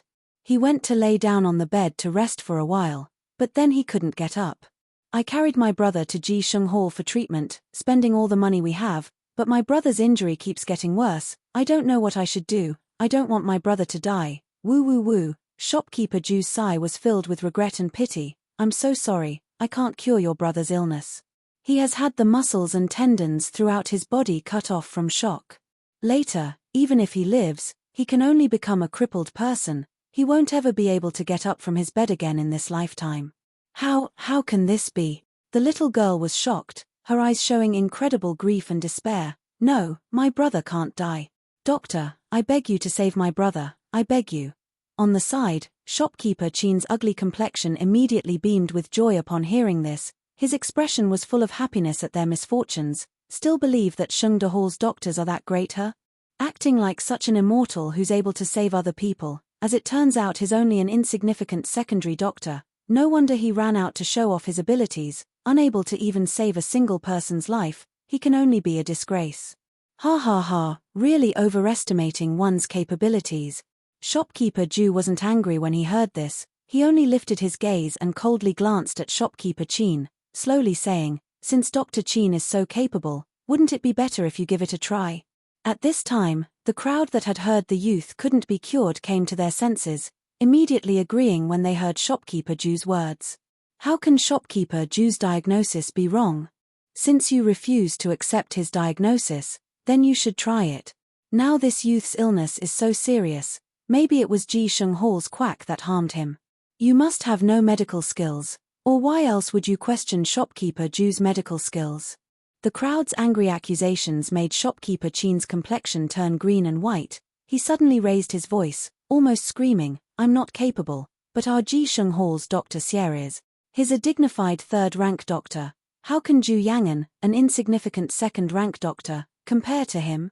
When the title of third-rank doctor was mentioned, it suddenly made everyone's voices quiet down.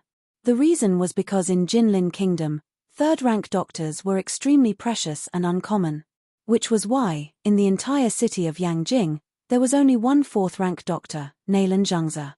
It can clearly be seen that a doctor with a high-ranking position is very important. However, after being startled for a while, everyone's expressions started showing doubt. "You said a third-rank doctor, but then where is this third-rank doctor? How do we even know that you, Ji Sheng Hall, have a third-rank doctor?" "That's right, your mouth speaks without proof. If you have the ability, ask him to come out. If you're not able to, then it's just swelling your face up by slapping it to look imposing. Right? 1. Idiom air to swell one's face up by slapping it to look imposing, to seek to impress by feigning more than one's abilities.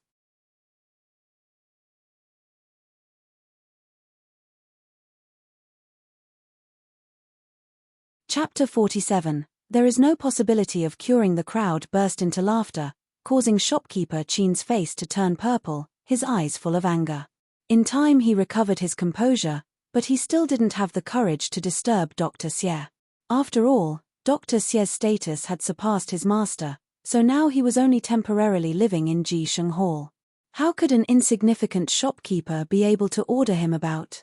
At this time, a deep voice echoed from inside Ji Sheng Hall, "Qin Fu, you're behaving more and more immature as you age. You can't even handle this trivial matter well." Shopkeeper Qin's body jolted, and turning around suddenly, he saw Dr. Xie exiting, his expression immediately transforming into one of pleasant surprise.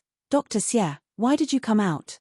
Dr. Xie glanced at everyone, then coldly said, "If I didn't come out, you would cause Ji Sheng Hall's face to be tarnished to the greatest extent. Hurry and step aside, quickly now." Dr. Xie, dressed in a grey robe and wearing a severe expression, walked forward with vigor. His hale and hearty steps made the surrounding crowd involuntarily part on either side. A jade pendant, imprinted with a beast design, hung from just below the left side of his waist, identifying him as a third-rank doctor. Dr. Xie stood in front of the dirt-covered youth and the little girl, loathing flashing in his eyes, before he then squatted down and extended his hand, using his spiritual power to examine the youth's body. After passing the time it took for an incense stick to burn, with Dr. Xie's complexion turning uglier the longer he examined the boy, he finally shook his head. "This youth's muscles and tendons have been severed, there is already no possibility of being cured." Once these words were out, everyone on the scene was suddenly in an uproar. Heavens! His muscles and tendons really were damaged, certainly not even an immortal has the cure for that. That's right. You saw that young master from the Ouyang family. They're rich and powerful. They even invited the genius Dr. Nailan to examine him, but it was all for naught as even now he's paralyzed in bed. Alas, it's really pitiful. Who would be this vicious and use such a heavy hand towards a child? Dr. Xie's diagnosis and everyone's comments shattered the hope that the little girl held. Her body staggered back 2 steps, her knees becoming soft, and with a thump, she dropped to the ground. Looking at the unconscious youth before her eyes, his breathing already faint, she felt the last of her hope turn to dust, pain bubbling up in her heart. The little girl's pus and blood-covered hands unconsciously reached out to grasp something beside her, desperately murmuring, "Who can save my brother? I beg you, save my brother. Suddenly, a clear voice broke through the noisy crowd, penetrating everyone's ears in a flash. If his meridians are broken, is there really no one here who can save him?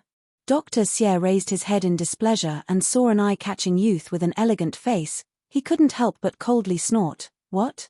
Did you question my medical skills? I can tell you, in this entire Jinling kingdom and even in the entire Mi Luo continent, no one can heal an illness like a meridian fracture. Dr. Xie's words caused everyone to nod.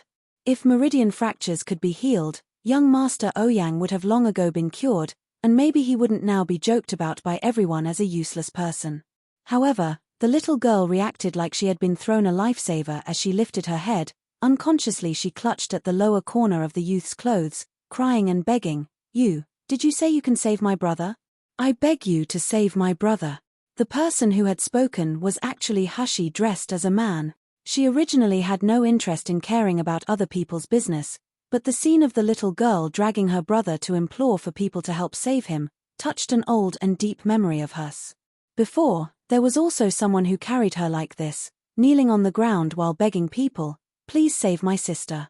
In this entire world, only that person was willing to give up everything for her to continue her life.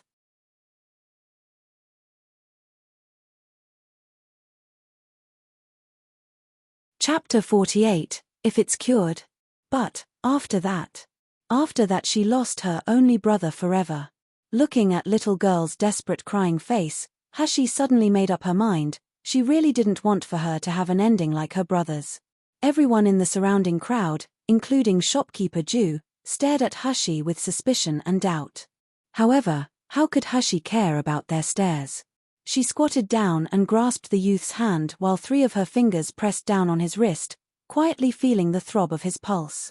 The reddish-gold color of the setting sun graced the youth's slender and fair hand, highlighting his well-proportioned fingers like a piece of well-carved art, but nobody could understand what this youth was doing. Could it be that to diagnose the state of an illness, he didn't have to use spiritual power to explore the person's body to sense the movement of their spiritual energy and circumstances? But there wasn't a trace of spiritual power being emitted from this youth's body. How could he cure people? He must be wanting to show off to please people, right? Everyone's gaze was full of loathing as they looked towards Hushi. Even a trace of cold disdain flashed in Dr. Xie's eyes. This kid hasn't even finished growing his hair, yet he dared to disregard my words. He was simply asking for death. Hushi continued taking the boy's pulse for as long as it took an incense stick to burn. Everyone was starting to get impatient when she finally released the youth's hand, and faintly said to the little girl, rest assured, I can treat your brother's illness. The little girl became dumbfounded upon hearing this, her lips trembling. She was speechless for quite a while. But how could everyone believe her words, as one after another they ridiculed her, saying she had no sense of shame, a big talker. Even shopkeeper Qin that was behind Dr. Xie burst into loud laughter, shouting with his sharp voice, where did this cocky and arrogant kid come from? His hair hasn't even finished growing but he already dares to say such lies here. Did you not hear our Dr. Xie say that he was unable to do anything about his illness? What do you regard us as? Is your rank higher than Dr. Xie's? Hushi completely ignored everyone who was ridiculing and verbally abusing her, indifferently saying, I don't have a rank. When everyone heard what was said they roared with laughter, while others reprimanded her for talking about a sick person's life as if it was a joke. Although shopkeeper Ju's words and attitude was not bad like the others, he couldn't help but try to give advice. This little young master, a doctor's concern towards human life really isn't simple. They absolutely cannot let emotion affect one's decisions or they will end up treating a sick person recklessly. Besides, this meridian fracture illness, since ancient times no one has ever been able to cure it, so you had better quickly go back home. Hushi raised her head to look into his eyes, her face showed a somewhat respectful expression as she slowly spoke. I naturally know that a doctor's concern towards human life isn't simple, therefore, I never talk big in this regard. Heard what was said, Dr. Xie coldly sneered, his face full of ridicule. Inevitably, in this world there's always someone who overestimates one's capabilities. They dare to brag about anything in order to seek fame. Since you said you're able to treat him, then we won't stop you. But if your treatment is no good, if you don't have even the simplest of abilities, then I'll certainly have no choice but to report you to the Doctors Association to judge you guilty as a fake doctor. In this Mi Luo continent, the position and payment of a high-rank doctor is extremely high. On top of that, even the lowest first-rank doctor will hardly be seen in many remote places, leading to people pretending to be a doctor to show off and swindle others. Therefore, in order to put an end to this phenomenon, every country made impersonating a doctor a heavy crime. The law punished the most serious criminals by cutting off all their fingers, abolishing their cultivation base, and forcing them to become a laborer in crystal mine for the rest of their lifetime. However, the expression on Hush's face didn't change a bit, and upon hearing what was said she coldly gazed at Dr. Xie. Oh? Then if I can cure him? 1. Refers to puberty.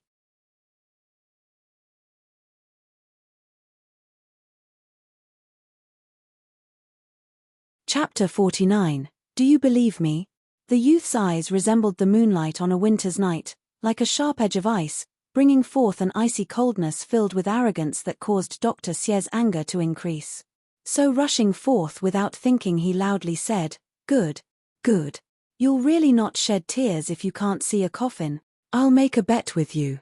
If you can cure this youth, I, Xie Chongming, will kowtow to you 3 times in front of everyone, paying respect to you as a master. But if you can't cure him, then you will go with me to the Criminal Punishment Department, obediently accepting the charge of being the worst type of criminal and breaking the law by pretending to be a doctor. Kid, do you dare or not?" Hushi raised her eyebrows, a smile yet not a smile forming on her lips. "Even if you formally become an apprentice and willingly recognize me as your master, I don't want an old and shameful apprentice like you. If you lose, just kowtowing 3 times will do." You. Dr. Xie was extremely angered. He itched to rush forward, immediately twisting and breaking the youth's slender neck. But why would Hashi pay any attention to him? Her serenely cold eyes looked at the little girl. "I promised to do my best to treat your brother. I'm about 80% sure he will recover, but the treatment will be risky. Are you willing to believe me?" The little girl blankly raised her head and gazed into Hush's clear eyes. She didn't know when, but as she gazed a glimmer of purple light appeared, as if she was in the depth of a forest seeing the most beautiful aurora. She felt like she had come into contact with magic. Her heart couldn't afford to grow even a trace of doubt, and without resisting, she slowly nodded. The little girl's consent made Hushi relieved, and she asked shopkeeper Ju to help carry the youth into Shengde Hall's lounge, placing him gently on the table that was long enough for a person to lay down on it. With frosty expressions, Dr. Xie and shopkeeper Qin followed them inside. They must see with their own eyes how this big talking youth will fail, ending up a disgrace. In Shengde Hall's lounge, it was full of curious people all crowding around 3 layers thick. Hushi was standing in the center of the crowd. She calmly took out a pack of silver needles from her space. These silver needles appeared to have different lengths, as there were thick ones and thin ones. Also, from the top of these silver needles, a strange medical smell was emitted, astonishing the surrounding crowd. But excluding those that were astonished, there were even more with expressions of loathing and ridicule. At this moment, no one believed that this youth, who appeared to be 16 to 17 years old, with no obvious spiritual power in his body, would be able to cure a sick person with fractured meridians. Hush's eyes examined certain points of the youth's body, then she checked his pulse once again, before beginning to insert the silver needles in her hand at the fastest possible speed. The candlelight brightly lit the lounge of Shengde Hall, and the sunset outside shone down on the youth's beautiful carved jade hands. Everyone felt like they were seeing a disordered butterfly passing through flowers, its shadow continuously flashing and disappearing in front of their faces. As in the blink of an eye, the youth that was originally dressed in worn-out clothes and lying down on the table was completely stripped. His entire body was covered with silver needles, each one slightly thinner than hair, giving him the appearance of a hedgehog. What treatment method is this? Why have I never seen it before? Don't mention never seeing it before, I've never even heard about it. Why am I not feeling any spiritual power? Could it be that he intends to treat the injury without using any spiritual energy? The noisy discussion continuously repeated, however Hashi turned a deaf ear, only concentrating on the silver needles in her hands and the youth's body. This treatment of inserting needles and stimulating acupuncture points lasted for half an hour, causing Hashi's forehead to be covered in sparkling and translucent beads of sweat. The beads of sweat slowly slid down and landed on her long eyelashes, as if dewdrops on a lotus leaf wanted to drop but couldn't.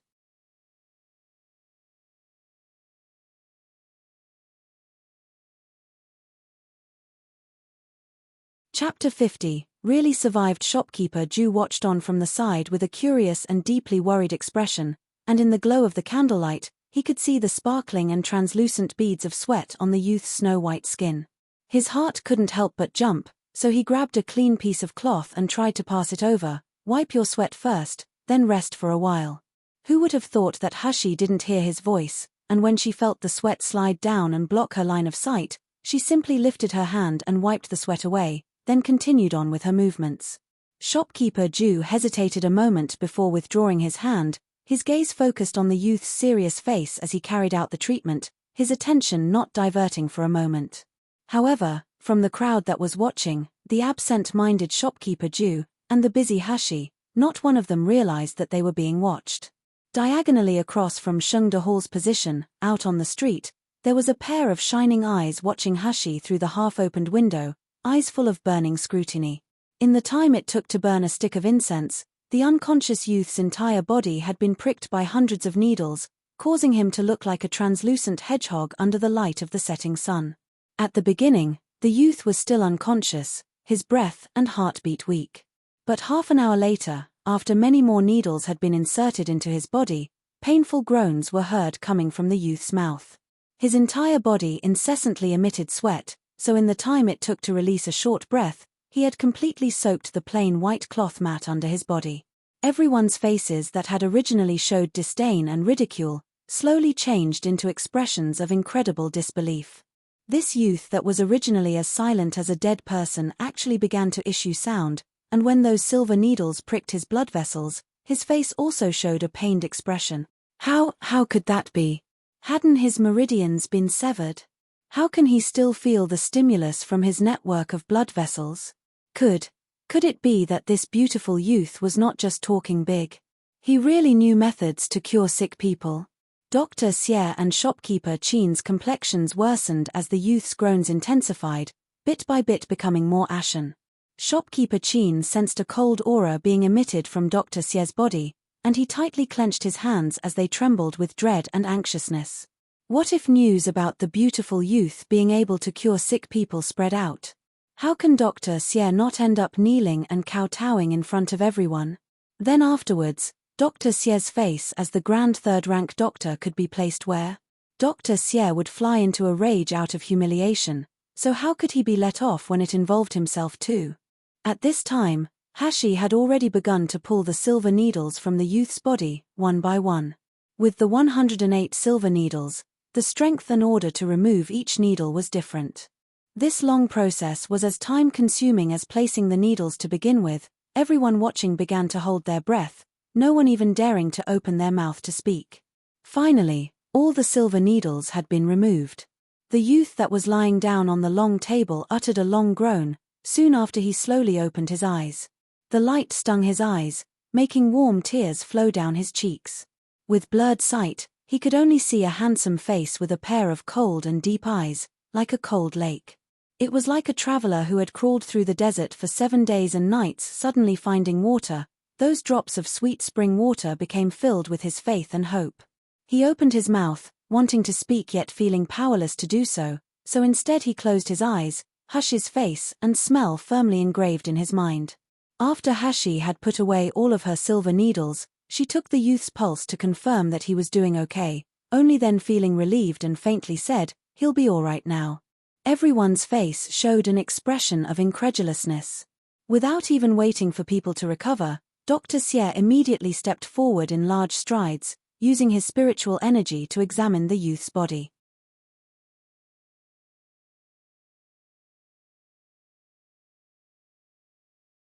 Chapter 51. 3 kowtows unobstructed, tenacious, and full of vitality. This youth had really survived, moreover he was almost completely recovered. How could this be? Dr. Xie's complexion became ashen, his hand that was examining the youth's chest constantly trembling. Shopkeeper Ju also immediately came forward, Using his spiritual power to examine the youth, he became surprised and exclaimed, "He's alive! He's alive! I didn't expect that a person with broken meridians could actually recover. Young master's medical skill is really amazing." Shopkeeper Ju cupped his hands as he bowed in admiration towards Hashi. However, Hashi's expression remained cold. The fact is that her heart simply didn't agree. This youth's illness indeed looked very serious, but it was not caused by severed meridians. It was only that someone had used poisonous medicine, causing his spiritual veins to be blocked, to the extent that his spiritual energy was unable to circulate properly. If it was really severed meridians, she might have had to think about how to cure him, but for this minor illness, with her medical skill, this was simply nothing. Hashi ignored everyone gazing at her with adoration. She also didn't care about the little girl crying and kowtowing towards her to express her gratitude. She simply used a cold and ridiculing gaze to look at Dr. Xie and shopkeeper Qin, lightly saying, "I wonder if this third-rank doctor still remembers what he had said before or not. If you can cure this youth, I, Xie Chongming, will kowtow to you 3 times in front of everyone, paying respect to you as a master." Dr. Xie's complexion turned even uglier than the bottom of a pot, his teeth clenched, and the resentment in his eyes could almost be turned into a sword to chop Hashi into 7 or 8 pieces. When he was younger, he was also humiliated and despised. However, after becoming a third-rank doctor, those people who dared to humiliate him were punished and ended up with miserable fates. Since then he, Xie Chongming, sat higher than anyone, and no one dared to look down upon him again. But now, he was being humiliated by this kid in front of everyone. This kid was asking for death. Just die thousands of times. Everyone in the crowd kept quiet, because although they rejoiced in Dr. Xie's misfortune of being slapped on the face, they dared not take the risk of displaying a ridiculing laugh and offending a third-rank doctor. Just because of some minor accomplishment, you now think you're unmatched in this world under heaven. Dr. Xie took a few deep breaths, continuing with a cold and threatening voice, "Boy, I'll warn you now, it's best for you to not be so arrogant, otherwise." He hadn't finished speaking, when suddenly his face changed. He felt his knee go numb, then with a thump sound, he slammed down into a kneeling position on the ground. "Ah!" Everyone screamed. Nobody had expected that Dr. Xie would really kneel down, and moreover, although his expression was twisted and sinister, he still heavily knocked his head on the ground to kowtow 3 times. The light in Hush's eyes flickered slightly, though they remained calm and collected as she discreetly glanced in the direction of the half-opened window. Other people might not have realized, but she could clearly sense that Dr. Xie didn't want to kneel. It was that there was an invisible power pushing down on his knee and back, forcing him to have no choice but to kowtow. However, Hashi only sneered, and using a clear and sweet voice to speak, "I said before, just 3 kowtows would be enough, but as for you becoming an apprentice, I don't want an apprentice like you." Finished speaking, without waiting for everyone to react, she had already turned around to leave, disappearing amongst the crowd in only a few breaths. No one noticed that Dr. Xie, who was still kneeling on the ground, was now bleeding from his gums due to how hard he had clenched his teeth. His face that was originally like a sage's was now twisted up like a devil's, his eyes were filled with resentment, and the corner of his mouth had lifted into a sinister smile.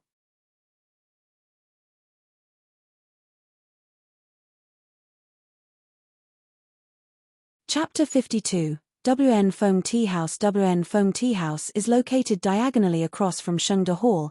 At this moment in the private room on the 2nd floor, there are 2 people sitting face to face. The screen on the window was raised, clearly displaying what was happening in Shengde Hall.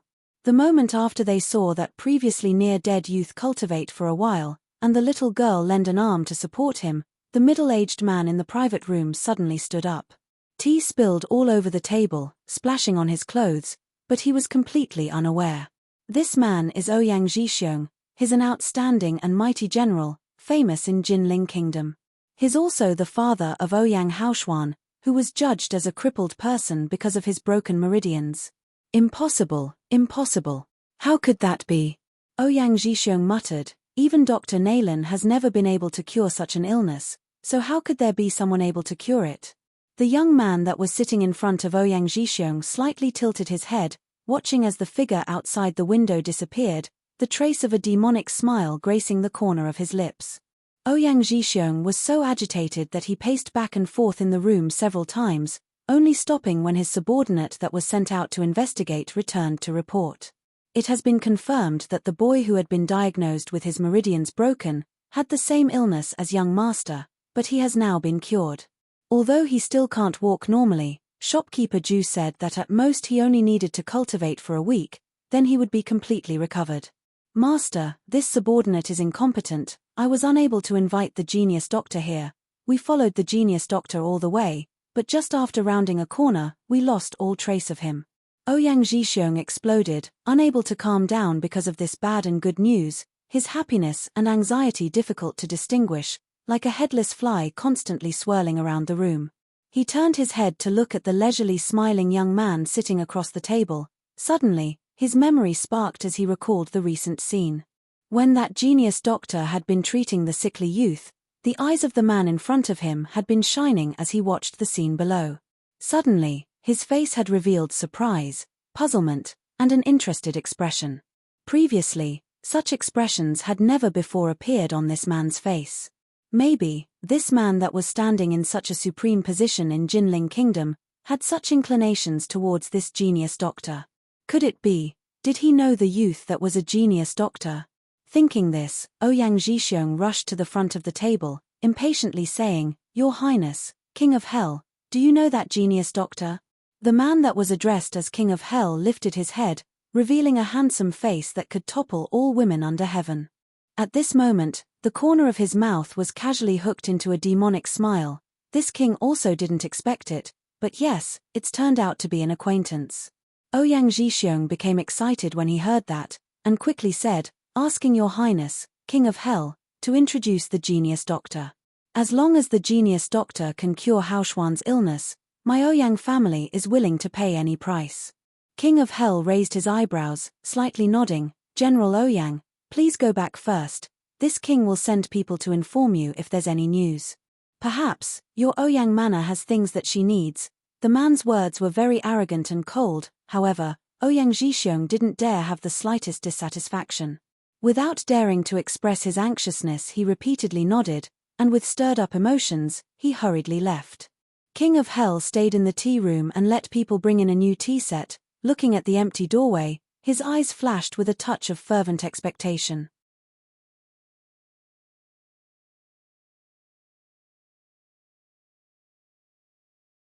Chapter 53, Hell King's Invitation. Just as Hushi left East Street, she suddenly felt a shudder spread down her back, causing a tingling numbness to roam throughout her entire body. Her footsteps suddenly halted, and with an imposing expression, she stared at a point not far ahead of her, coldly shouting, "Who?" Her words were barely spoken when a man dressed all in black slowly appeared in front of her. This man looked to be about 25 or 26 years old. Silver string was used to tightly bind his hair, and he was wearing simple and plain clothes, yet his entire body was emitting a faintly biting cold and imposing aura. Hashi studied the man's expression, unaware that the man's heart was filled with bewilderment. To think that he is Qing Long, the Hell King's #1 guard. As an expert in hiding, he had never before made a mistake when tracking an expert of the Gold Core stage, so he never would have expected that he could be so quickly found by an ordinary person that lacked spiritual power. "Who are you?" When he heard Hashi cautiously question again, Qing Long immediately diminished the imposing manner from his body, cupped his hands, and said, "Young master, please don't be alarmed. This subordinate has merely come on behalf of my family's prince to invite young master to go to WN Feng Tea House to chat." Hushes frowned slightly, her cautiousness not disappearing. Instead she became colder and strictly asked, "However, I don't know any prince, isn't you who are mistaken?"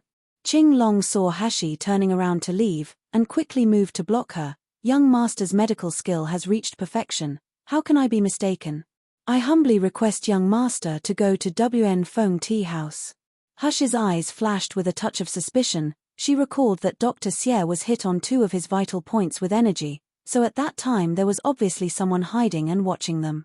It was likely that person is this mysterious man's master. But, regardless of who, it was of no concern to her. Hashi slightly narrowed her eyes, and indifferently said, "Then if I don't go?" Qing Long's bright eyes turned cold with a threatening glare, his body emitting a bleak killing intention. People invited by master have never not come. Hashi coldly stared at his face, and although from the bottom of her heart an intense fear that she was unable to resist surged, not the slightest trace of that fear appeared on her face. Her invisible needles quietly appearing in her hands instead. She, Hashi, will absolutely not accept coercion from anyone. If your master wants to invite me, then I have to go. What is his status to make me have to obey him? Qing Long, after listening to her, suddenly recalled the task his master had sent him on. Once again he quickly diminished his killing intent, respectfully saying, "My master's title is known as Hell King. In addition, master told me tell you that he has something that young master wants. If young master goes, you will not be disappointed." Hell King. Hashi was surprised, suddenly recalling the gossip from the group of Mrs. Mouths in the restaurant, about the extremely talented, handsome, unfriendly man.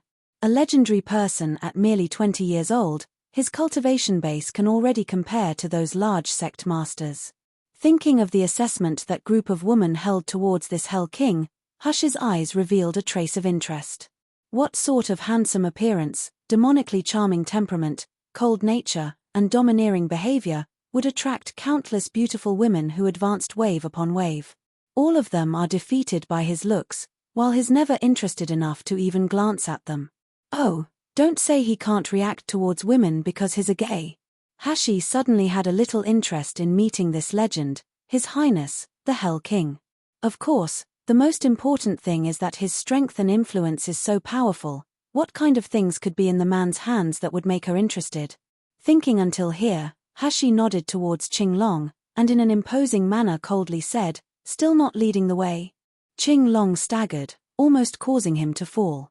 He, Qing Long, is Hell King Manor's #1 imperial bodyguard, an expert at gold core stage. How can he be reduced into becoming a servant by this youth that lacked spiritual power? He truly wanted to slaughter this arrogant and proud boy.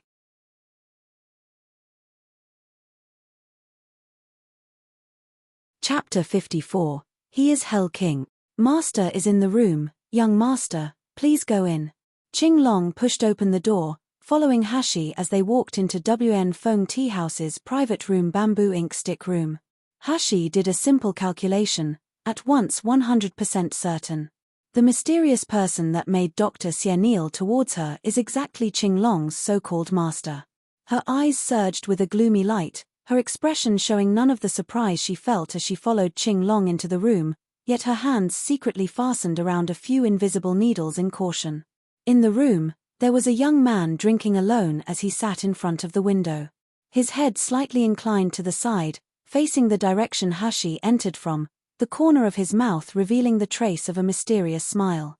Sunset from outside brightened the room with the reddish-gold light of twilight. The multicolored rays softly landed on the man's long eyelashes, his slender fingers resembling the finest jade. His silver-white clothes were embroidered with a pattern of dark magic clouds, and being lit up by the sunset made him seem like a blood-soaked fairy, beautiful and dazzling, yet giving off a bloodthirsty demonic charm. Hashi suddenly halted. Her surprised expression was like someone had thrown a huge rock into the surface of a tranquil lake, causing waves to surge forth. Hashi felt that she was in a terrible situation. This man is Hell King. The legendary callous, domineering, and talented Hell King? Don't joke. This guy is clearly the one who broke into her room a few nights ago. It's the appearance of a favored prodigal son, the shameless and virtueless flower thief who wanted to eat her tofu. 1. The man that was leaning against the window saw her shocked expression, like someone seeing a ghost. A touch of understanding couldn't help but flit across his eyes, his smiling expression evident. He straightened, beckoning towards Hashi. It's been a long time since we've last met. Xie's change has certainly made this king really surprised. Xie, your sister. You're Xie. Your whole family is Xie. Hashi's mouth twitched. She endured it for quite a while before gnashing her teeth. This young master, apparently you and I are unfamiliar, not to mention, who is Xie? Aren't you mistaking people? Her implication barely fell, when Hashi suddenly felt a lofty figure abruptly and firmly envelope her in their shadow before her eyes. The powerful aura the figure gave off was just like Mount Tai, the pressure making her unable to breathe. However, the more oppressive the aura, the more tenacious her temperament became. Neither servile or overbearing, Her eyes were flickering with a luminous radiance. A hand suddenly gripped her chin and forced her to lift her head. As her head was raised, she came into contact with a pair of deep and serene eyes, as cold as a deep lake, reflecting her shimmering figure. The man leaned closer to her, his low and gentle voice was slightly husky. "See, it was precisely this pair of beautifully unique and unmatched purple eyes that first captivated this king. How can I ever forget them? Your appearance has indeed changed dramatically, moreover you've used an unusual method, so even this king was almost deceived by you. But unfortunately, your eyes eventually betrayed you." Hushi's expression suddenly sank, her heart extremely depressed. She didn't carefully observe Nalan Hushi's eye color before, only vaguely remembering they were black, but occasionally, when her mood was stirred up, they will flash with a purple light. However, who would bother to pay attention to the change of a person's eye color?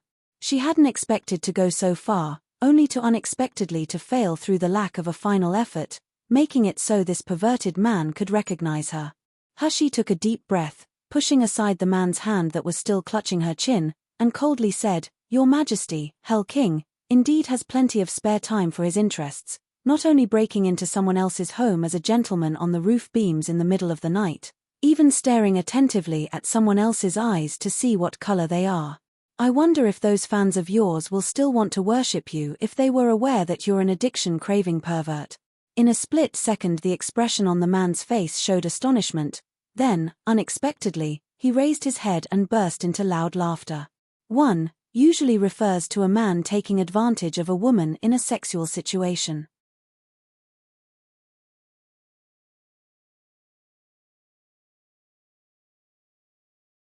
Chapter 55, followed by someone. The laughter was deep and low, like a cello's string gently played, brimming with charm that could stir up public sentiment. Hushi secretly cursed him as he was indeed a pervert, unaware that Qing Long was watching on the side, simply shocked, making his eyeballs almost pop out. He has never seen his master laugh heartily without restraint like this, with a simple amused smile, instead of the usually casual and indifferent smile or sneer. But unexpectedly master could be happy because of a beautiful youth. Moreover, this scene is too weird as with an ambiguous expression, he had recently gripped that youth's chin. From the bottom of his heart, Qing Long was at a loss. Don't tell me that previously master wasn't close to women not because he detested them, but because his sexuality is abnormal. Hushi raised her head to look at the laughing man, seeing his beautiful and picturesque face. It was like bamboo blowing in the breeze, good-looking and refined. His laughing appearance was radiant, momentarily making people unable to shift their eyes from him.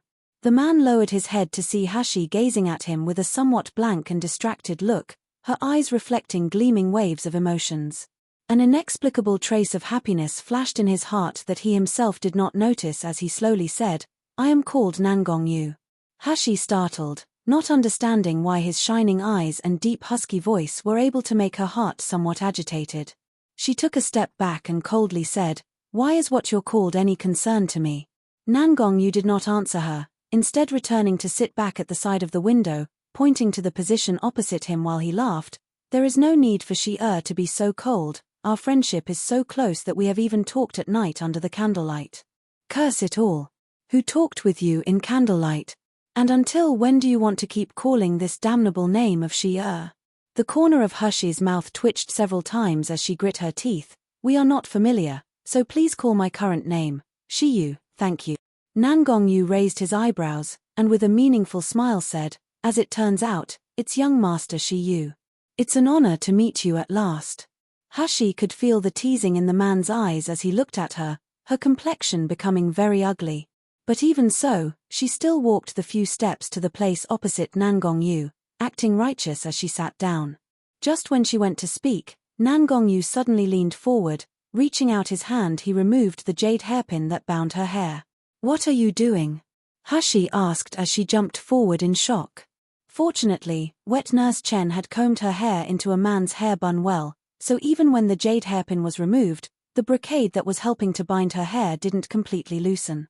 Nangong Yu lifted the hairpin in front of his eyes to glance at it, then with a smile that wasn't a smile said, "Really a foolish child, even unaware that you were followed." Hushi's heart momentarily trembled with fear. She didn't even care that he called her a foolish child. You said I was followed? What does that mean? Nangong Yu turned his gaze outside the window, landing on an unremarkable, remote corner across the street. His eyes suddenly flared with a stern light. The next moment, from the originally empty corner, where not a person was in sight, there now echoed a depressed groan. Following that, a man wearing unremarkable black clothes staggered out from the corner and with tumph, fell to the ground. Looking down from the second floor, Hashi could clearly see blood flowing from the man's mouth, his gaze full of fright as it turned hazy, and in the blink of an eye, his breathing stopped. Hashi's gaze slowly fell on Nangong Yu, her heart overwhelmed with shock.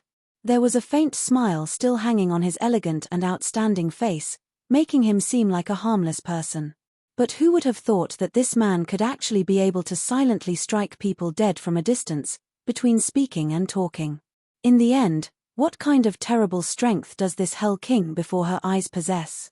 Hashi composed herself until all that was left was a slight lingering fear in her heart. If Nangong Yu hadn't helped her, she would have been totally unaware that she was followed all the way here.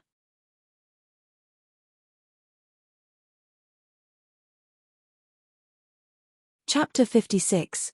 You can call me Yu. The top of this hairpin was marked by someone? Although it was a question, her tone was already very sure. Nangong Yu used a single hand to wipe down the jade hairpin while answering. This is the tracing imprint. People that use this kind of imprint need to separate a portion of their fundamental essence, the spirit from within their body, to attach it on the person that they want to follow.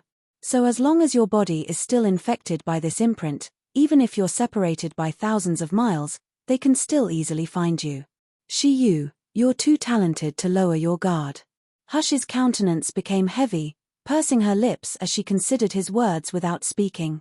Nangong Yu seemed to understand her doubts as he waved his hand for Qing Long to go out first, then said, apparently, it seems like you still don't understand what it is you've done. What she had done? It was merely saving a person's life in the middle of the street. Is it necessary to make such a fuss, even separating the fundamental essence of a spirit to follow her? Hashi somewhat blankly raised her head to look at him, her expression indescribable, somehow foolish yet still adorable. Nangong Yu's eyes exposed a slight smiling expression. Suddenly he wanted to extend his hand to pinch her cheek. As far as I know, in this entire Mi Luo continent, only a doctor of 8th rank is able to heal a fracture of the muscle and tendons, and an 8th rank doctor's cultivation base is at the very least nascent soul stage. Even more, many people in Jinling country are simply unaware that it's possible to treat a muscle and tendon fracture. In other words, an ordinary person like yourself who doesn't have any spiritual power, in other people's eyes, has now cured an incurable illness. Do you still think this matter isn't a big deal? After hearing this, Hush's face revealed a surprised expression. Indeed, she didn't have any idea about how the doctor's rank worked. However, she did know that nascent soul stage is absolutely the top-ranked expert amongst martial artists. But you're smart, not using your true identity in front people. Nangong Yu's burning gaze swept over her elegant like snow complexion. Tell me, if the Naylan family knew of your ability, will they still regardlessly abandon you to the other courtyard? Hush's face turned cold in a flash. Your Highness, Hell King, likes to joke. I don't have any relationship with Naylan Manor, not in the past, and I won't in the future. She had barely finished speaking, yet suddenly, a dark figure was before her eyes. Unaware of when it had happened, Nangong Yu had unexpectedly leaned his body over, and with a gentle movement, inserted the jade hairpin back into her hair. Hashi felt warm breath on her face, making her heart flustered, and she instinctively wanted to retreat. Yet her slender wrist was tightly detained by a warm and wide palm. Nangong Yu gently pulled her towards him, the corner of his mouth holding a demonic smile, while his voice held an oppressive tone not allowing for disobedience. I said I'm called Nangong Yu, you can call me Yu. Next time if you call me Your Highness, Hell King, again. Nangong Yu hadn't finished speaking, when suddenly he saw Hashi slightly frown. Loosening his grip he raised Hush's sleeve, revealing purple bruises that covered her entire arm. A portion of the evil tendencies that lived in his heart surged, mixing together with an indescribable vexation and distress. This unfamiliar feeling made Nangong Yu frown. Bending his slender fingers, he softly brushed away those bruises while a warm and itchy feeling, just like a feather, gently brushed against his heart. Hashi felt uncomfortable and suddenly pulled back her hand, saying with a cold voice, "In the end, why did you find me?" Nangong Yu, who had suddenly lost control under the warm, soft satiny sensation of her skin, slightly narrowed his eyes. "If it's not important, then I can't find you. In this world there are numerous women, and in order to meet him, Nangong Yu, they have fought with all their strength. Unexpectedly, this little girl dares to ignore his affection." Hashi stood up, smiling coldly. "Your Highness, Hell King, you must have many important matters to attend to. I, this humble one, doesn't dare to delay your valuable time. Then, since there's nothing to explain, I'll go first."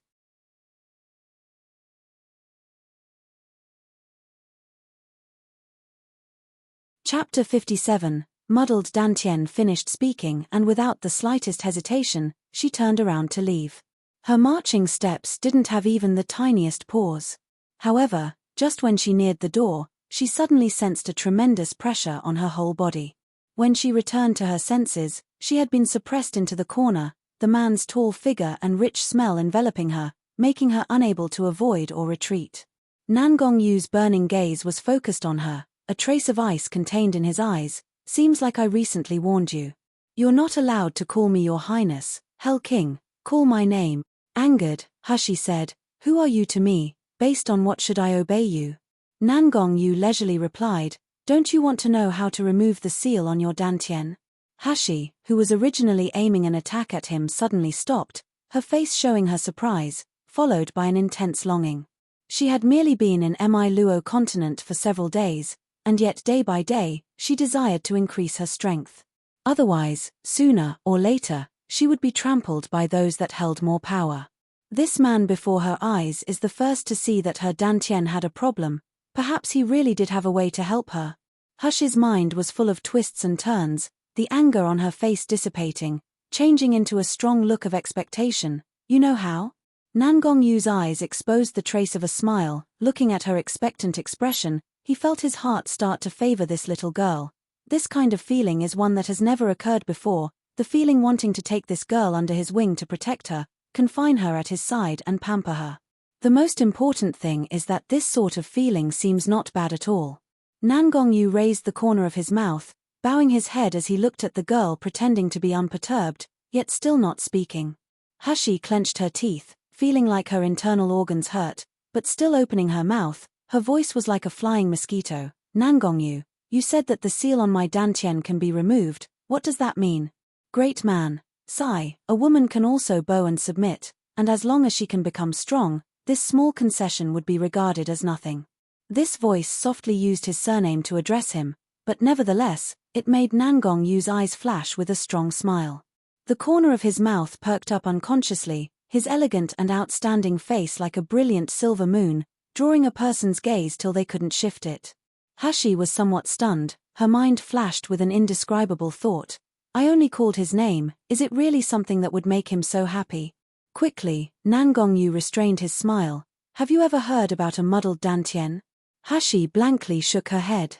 For a martial artist with a muddled dantian, their cultivation of spiritual power is not divided into 5 elements, so they can freely change which one they use, and their reserves of spiritual power far surpass a common dantian. Therefore, martial artists that possess a muddled dantian, whether it is cultivation speed or strength, it will be much better than a martial artist of the same rank. Hush's eyes opened wide. "You mean, I have a muddled dantian?"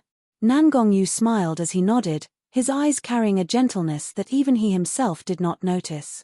"But I remember the spiritual root test I did when I was a child. At the time, that black stone did not react in the least. That was why Naylan Zhengze was able to completely abandon me, exiling me to the other courtyard.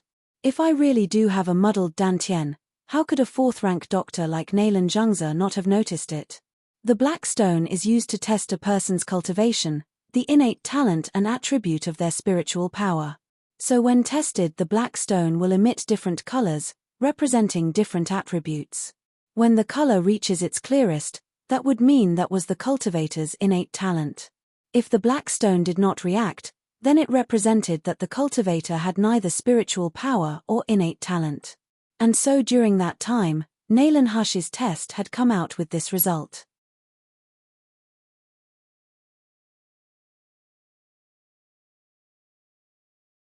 Chapter 58, Sealed State. Nangongyu laughed lightly. If I'm not mistaken, your Dantian has been in a sealed state since a long time ago. This seal is extremely mysterious and powerful, even I'm unable to confirm what kind of ancient method was used, so it's only natural that Nailan Zhengze couldn't notice it. The light in Hush's eyes became brighter, her entire body leaned forward, completely forgetting about the disaffection and fear she had towards Nangongyu a moment ago. You said there is a way to remove the seal on my Dantian though? After removing the seal, I'll be able to cultivate like normal? A light fragrance wafted up from the little girl's body, lingering on the tip of Nangongyu's nose, causing the blaze in his eyes to become more magnificent.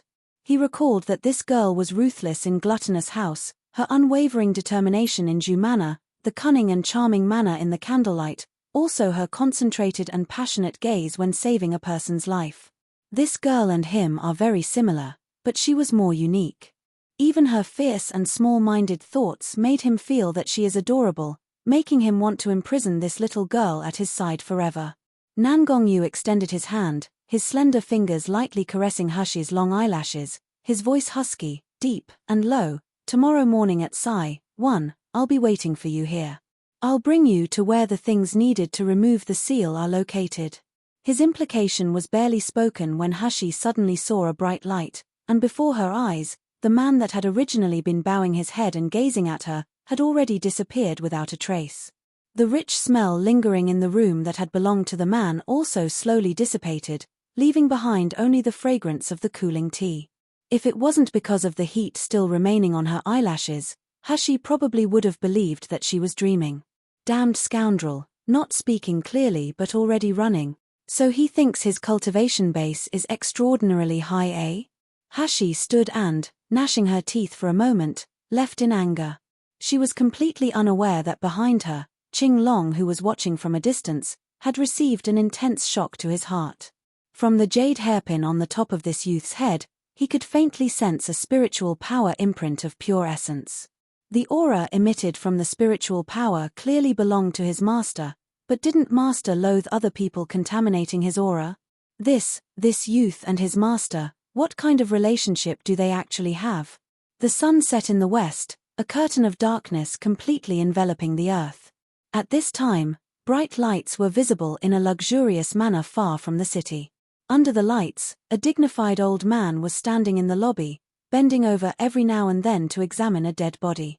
At this old man's side there stood a middle-aged man wearing grey robes, his expression respectful yet colorless with slight terror as he watched the old man. If Hushi was here, she would be able to recognize him at first glance, as this grey-robed middle-aged man is Dr. Xie, the same one that had this very afternoon gotten into a conflict with her. While the dead body that was laid on the ground is the person who had been following her. The black-dressed man that was jolted by Nangongyu from a distance, breaking down his core and arteries. The old man continued to examine the body for a while before getting up with a frown. This person's cultivation base is extremely high, it's likely above mine. Is there anyone that clearly saw what happened? Having heard what was said, Dr. Xie quickly shook his head. As soon as our people found him, Wang Fu was already dead. The strangest part is that he died at a place not far from Jisheng Hall without leaving any information. The old man pondered for a moment. Is it possible it was that youth who killed him? Impossible. Dr. Xie howled, his originally respectful face twisted into a sinister grimace due to hatred. I didn't sense any fluctuation of spiritual power from that boy's body, even when he was carrying out the treatment. Elder Jiang, I dare to guarantee that he is just an ordinary person without a cultivation base. 1. Between 9 to 11 a.m.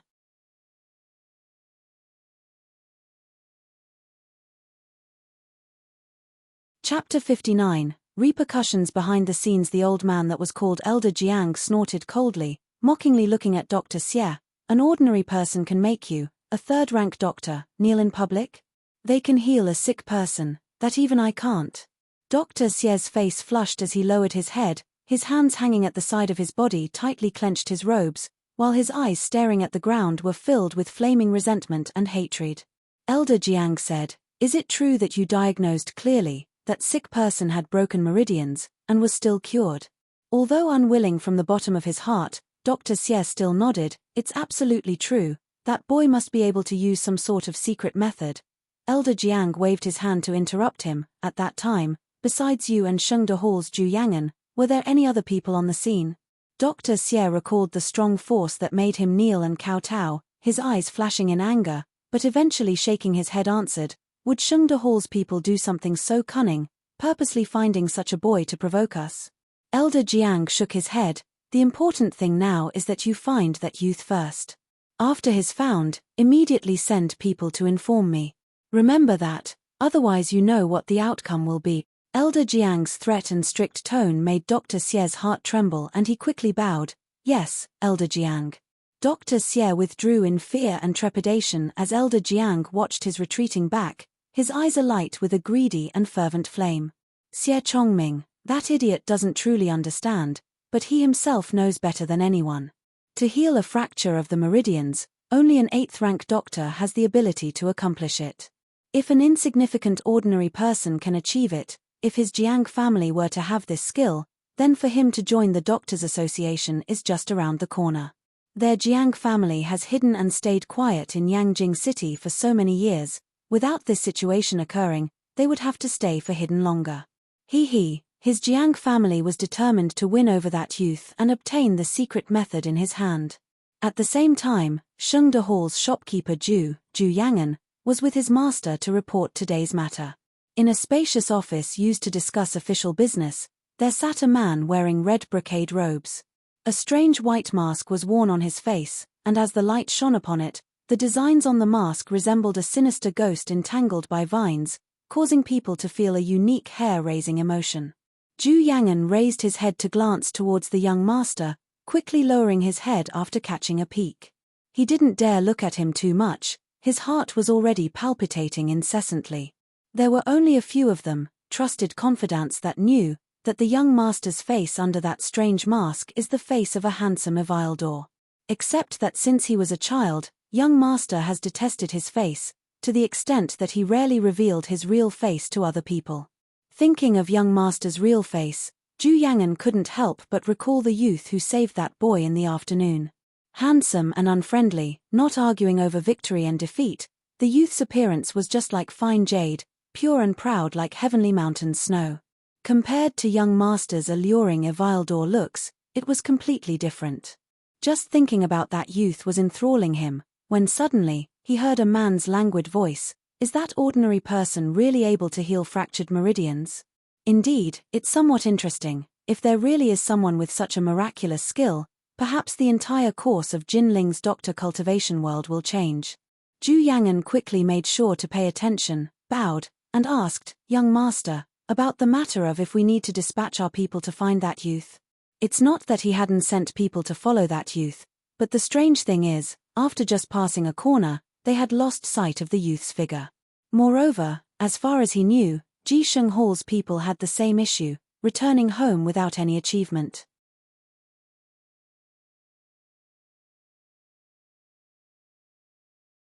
Chapter 60. No need to see Naylan Manner's face sitting at the head position in the room. The man in red robes shook his head and faintly said, No need. He has his methods, as while he doesn't have enough strength, he must have a powerful backer. To us the more urgent matter is other people, we don't want them to drip mud into water. The man in red robes finished speaking and paused, his androgynous voice carrying a touch of ridicule. After today this news will widely spread throughout the entire Jinling country. This time, probably even the Doctors Association won't sit still.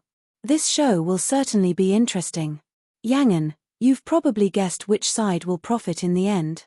Zhu Yangan didn't dare to answer, however in his mind's eye a picture flashed of the youth's face when concentrating on the treatment, his heart surging with a trace of worry.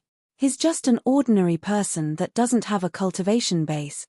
I hope he will be able to escape unscathed in one piece from this disturbance. The following night a rumor started, that there is a strange beautiful youth with an ordinary body, and using a new method that has never been seen before, is able to heal a sick person with fractured meridians. This news quickly spread to every corner of Yangjing City. Many people inquired about the genius youth doctor's whereabouts, especially eager to know were those from Naylan Manor and other doctor families. Of course, this news was spread about later. At this point in time, Hashi, the person involved, still had no idea about any of this happening. When the color of the sky turned dark, Hashi returned to her courtyard still disguised as Shiyu. Wet Nurse Chen was greatly surprised when she saw her. When Hashi had left before, she had changed into men's clothes and combed her hair into a man's hairstyle, with her appearance still that of Nailan Hashi. But what Wet Nurse Chen didn't expect was that when Hashi returned after being gone for a day, her complexion would be soft and alluring, just like snow. She was still dressed in the clothes of a man, if she changed into the clothes of a woman. Hashi saw Wet Nurse Chen's surprised expression and had no choice but to randomly tell a lie in explanation. When I was outside today, I ran into Shengde Hall's shopkeeper Ju. He said my complexion looked pale because my body had accumulated too many impurities and poisons. Shopkeeper Ju was kind, he gave me a pill to cleanse my muscles and tendons. After that I became like this. Wet Nurse Chen was overjoyed at this good news. She touched Hashi's face and cried, Right. This is certainly the result of cleansing your muscles and tendons, as young Miss' appearance is now very similar to Madam's. No. Compared to how you looked before, this is more natural. I'm definitely not wrong, it's because your illness is now cured that your original appearance has been restored. Shengde Hall's shopkeeper Ju really is a benevolent and righteous person. Young miss, you must properly express your gratitude towards him in the future. Hashi didn't know whether to laugh or cry as she could only agree to appease Wet Nurse Chen, then ask, Wet Nurse, did the 10 slaves I bought already arrive? Wet Nurse Chen returned to her senses at once. With anxiousness she quickly answered, Young miss, our courtyard doesn't even have enough food for us. Why did you buy more slaves? How can we live if Nailan Manor doesn't give us our monthly food allowance? When Wet Nurse Chen had suddenly seen the slaves arriving before their door that afternoon, she had thought that it was people coming for revenge, scaring her until she almost passed out. But after hearing they were the slaves Hashi bought, that made her so shocked she wasn't able to speak. The corner of Hashi's mouth raised, and from her storage ring she withdrew a portion of food and crystal stones, laughing lightly. Wet Nurse Chen doesn't need to worry about the matter of money, this is the reward I received from buying my slaves. In the future we won't have to see Nailan Manor's face again and wait for them to help us. Wet Nurse, can you go call the 10 slaves I bought and bring them here? Wet Nurse Chen harbored doubt in the bottom of her heart, yet still felt both happy and anxious as she retreated. Soon, those 10 slaves named Jiao, Yi, Bing, Ding, Wu, Ji, Gang, Xin, Ren, and Gui, paid their respects to Hashi with reverential faces.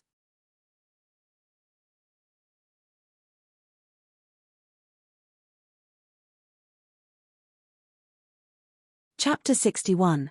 There's a method to make you all become strong. You, come over here. With the trembling slaves watching, Hashi ordered Shijiao to walk over, then took his pulse. The price to buy these slaves was extremely cheap due to fact that they were thought to have practically no innate cultivation talent. However, after Hashi took their pulse, she discovered that their physiques were extremely outstanding.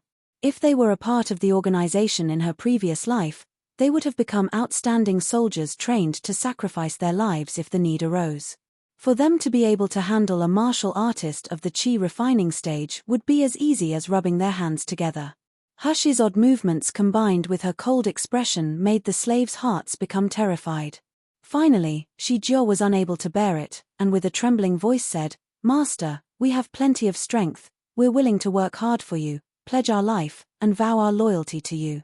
Please, Master, don't make us into medicine bodies. A so-called medicine body and pigmeat actually had the same concept, but a medicine body didn't have any cultivation base, so their ending was even more miserable than that of pigmeat. Hashi knew their hearts were apprehensive, so without beating around the bush simply said, I know that all of your innate cultivation talent is no good, but I have a method that will make you all become strong. It's just that the process will be somewhat painful, so if any of you are unwilling, then you'd better mention it now. As for becoming medicine bodies, you can rest assured, I'm completely uninterested in that sort of thing. After hearing this, Shijiao and the others were shocked yet happy. When they realized that Hashi wouldn't deceive them while being in charge of their lives and deaths, pleasantly surprised tears suddenly started dripping down their cheeks. No one could understand how truly desperate and low they were. They were abandoned by their own families, then abandoned by society, left to wait in a cage for someone to pick them. Unfortunately, they were born into this martial artist world with a lack of innate talent, where the weak were prey to the strong. From the moment they became slaves, they never thought that they would have a chance to start a new life. As long as they can become strong, let alone bear a little suffering, they would be more than willing to climb a mountain of knives and cross a sea of flames. Shijio kneeled down, kowtowing with tearful eyes. "Master, I'm willing. As long as I have the chance to become strong, even if I die, I'm willing." Soon, the other 9 slaves were kneeling and kowtowing too, many of them bursting into tears. Some of them even shouted "Long live" 3 times to Hashi. However, while Hashi's expression didn't change, her voice became colder. "I'll give you all a training plan in several days. The Kang Mountain behind this courtyard will be your training location. Shijio, as the person in charge, every half a month I will come to check your progress. If someone dares to work half-heartedly, none of you will want to know the results. I'll give all of you a choice. If you want to abandon this chance, you can raise your hand now. Once started, I absolutely will not allow anyone to quit halfway. Do you all understand clearly?" "Yes, Master." The slaves kowtowed as they answered, their faces firm and resolute, none of them having the slightest intention of withdrawing. After dispatching the slaves, Hashi rejected Wet Nurse Chen's offer to bring her dinner, only saying that she had already eaten when she was out earlier. Then she entered her space. Once she entered her space, Hashi relaxed as she breathed in the strong spiritual energy, making the exhaustion in her entire body disappear without a trace. Mother Tilda, you've finally come. Dan Dan missed you. Did you quickly come to see if Dan Dan is doing all right?" Dan Dan's eager and happy shouts reached her ears. Hashi laughed while entering Shumi Palace, gently placing a hand on Dan Dan. "Is the stuff I gave you this afternoon delicious?" What Hashi was referring to are the leftover dishes for Dan Dan that she packed when she was at the Intoxicated Immortal earlier.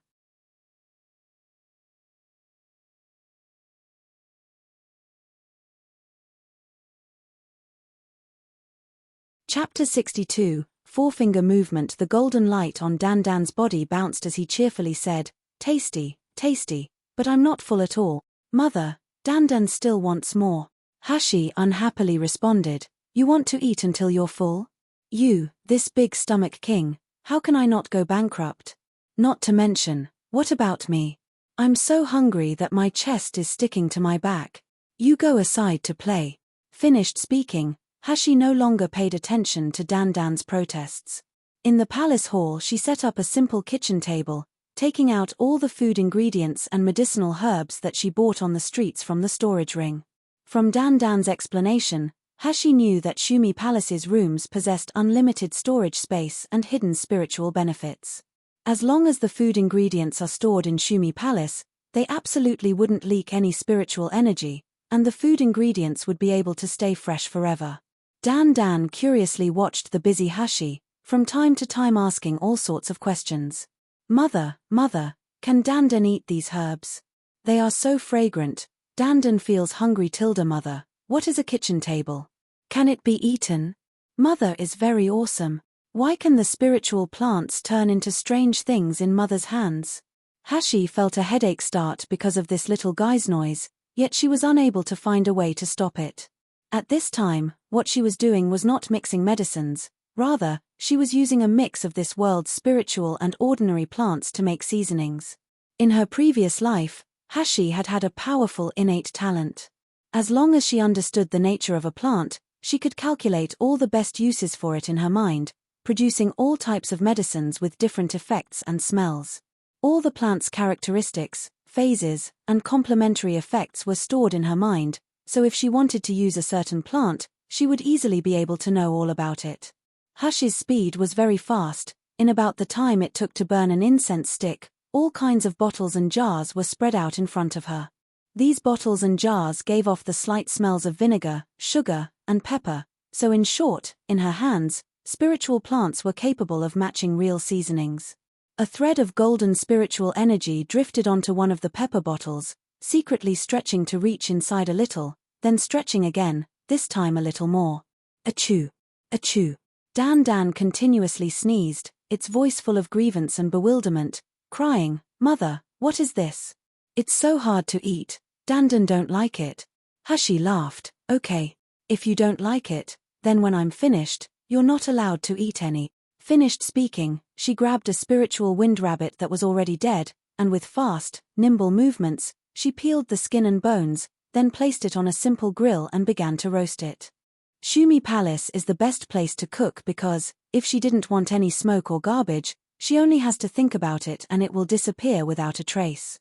Including the bloodstains on her hands that were left after slaughtering the spiritual wind rabbit. Following Hush's movements, the wind spirit rabbit rotated without stopping, the bloody white meat slowly turning an alluring golden yellow. As the fat from the rabbit dripped down into the fire, a zzz sound could be heard. A variety of seasonings were brushed onto the golden yellow wind spirit rabbit, and when Hushi no longer had to erase the smoke, a delicious fragrance that made a person's finger move permeated the air in the room. The smell is so good. Mother, what is that? Dan wants to eat that. Hushi laughed. Didn't you say that you don't like it? Since you don't like it, you don't get to eat it. Woo, mother. Dan was wrong. Dan likes it, wants to eat it. Wants to eat it. Dan begged and praised her, and with a miserable and eager expression said, Mother is the most awesome mother in the world. Dan has never smelled such a fragrant smell. Mother, give Dan a little to taste. Tilda.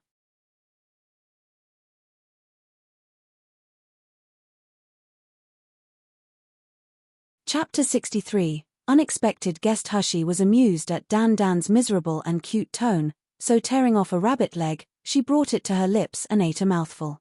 Sure enough, the fragrance permeated throughout the meat, while it was tasty and tender. This is the taste fine food should really have. Hushi sighed, then said to Dan who was waiting impatiently, I'll give you the rest, so eat it, little glutton. Wow. Mother is the best. Dan's golden light bounced incessantly a moment before it pounced towards the already well-roasted wind spirit rabbit. Even the hot flames didn't remain as all it took was the blink of an eye, and the remaining rabbit was completely swallowed. Dan savored eating the roasted wind spirit rabbit, and having tasted it once, he longed to taste it again, pestering Hushi to make another for it to eat. Hushi tried her best to convince Dan, using all sorts of means to promise that the next time she came, she would make even more delicious foods for Dan. Only then was she able to get away from this little guy and leave her space. Although her space had the ability to cleanse spiritual power, Hushi still felt tired from rushing around all day. She let people prepare hot water for a bath, threw off her clothes, and when she felt the warm, soft and smooth hot water across her skin, she couldn't help but heave a long relaxed sigh. Suddenly, Hushi's brows wrinkled, her heart faintly flashing a trace of intangible impatience. This feeling is similar to what she experienced when Qinglong was following her, unable to state the feeling clearly, yet making her restless and aware. Someone is secretly approaching this room. Hushi's heart shivered, and knowing that she had no time to put on clothes, nor wrap her chest to cover her body, she promptly made the decision to take out a fake human skin mask, quickly wearing it on her face. In the blink of an eye, her originally exquisite snow-white skin now became sallow. Her delicate and elegant facial features also became dark and swollen, making her look unsightly, completely restoring the original Nalan Hushi's appearance. Barely finished with her disguise, Hushi sensed the stranger's aura in the room. A pair of eyes secretly stared at her in the dark, that cold gaze filled with a hint of measurement. Which friend would ever visit in the dark of night? Sneaky and hidden in the corner, is it not shameful? Hushi's coldly mocking words were barely finished when a figure suddenly appeared in the shadow of candlelight. It revealed a woman dressed in red, her complexion beautiful and alluring, yet as cold as ice. Her eyes exposed her contempt as they landed on Hushi's body, her face set in an expression of examination. Who do you think you are? How dare you speak to me like that? The woman's voice was pleasant to hear, however, the words that came out from her mouth were extremely arrogant and filled with loathing. Even more, as she stared at Hushi, it was like she was looking at a pile of powerless trash. Her eyes roamed Hushi's face, then lowered to land on her petite body that was mostly obscured by the water, where bruises and scars were still visible. The ridicule in the woman's eyes became more pronounced. As it turns out, it's just a shriveled little girl, humph. Hushi sneered, stretching out her hands, she placed them on the edge of the tub, indifferently saying, I am a little girl, so of course I can't be compared with you, this beautiful and flirtatious aunt. But what's your business, visiting this late at night? The expression on the woman's face suddenly turned dark, her eyes emitting flames. She glared at Hushi as if she wanted to dismember her body into 1,000 pieces. She was only 20 years old, but this smelly girl actually dared to call her aunt. Even comparing her to a prostitute, she was simply asking for death. You court death. A sharp blade flashed in the red-dressed woman's eyes, her body issuing an overwhelming power pressure. Hushi felt a huge amount of pressure on her body, like her chest was slowly being covered with the weight of 1,000 gold coins, the blood throughout her body flaring and violently surging up. Her complexion suddenly turned pale, and leaning forward, she vomited a mouthful of blood with a WA sound. When the red-dressed woman saw Hushi's pitiful appearance, her eyes quickly regained their previous coldness and contempt, and she sneeringly said, "Sure enough, you're just trash without a drop of spiritual power. As trash you should be more self-aware. You're tuning in to the Dreamy Chapters YouTube channel. We're so grateful for your support, and don't forget to subscribe to join us on this incredible journey through captivating stories. Your generosity through donations truly makes a world of difference, as it's the primary source of revenue that allows me to expand and enhance this channel for you. Thank you from the bottom of my heart for being a part of this adventure.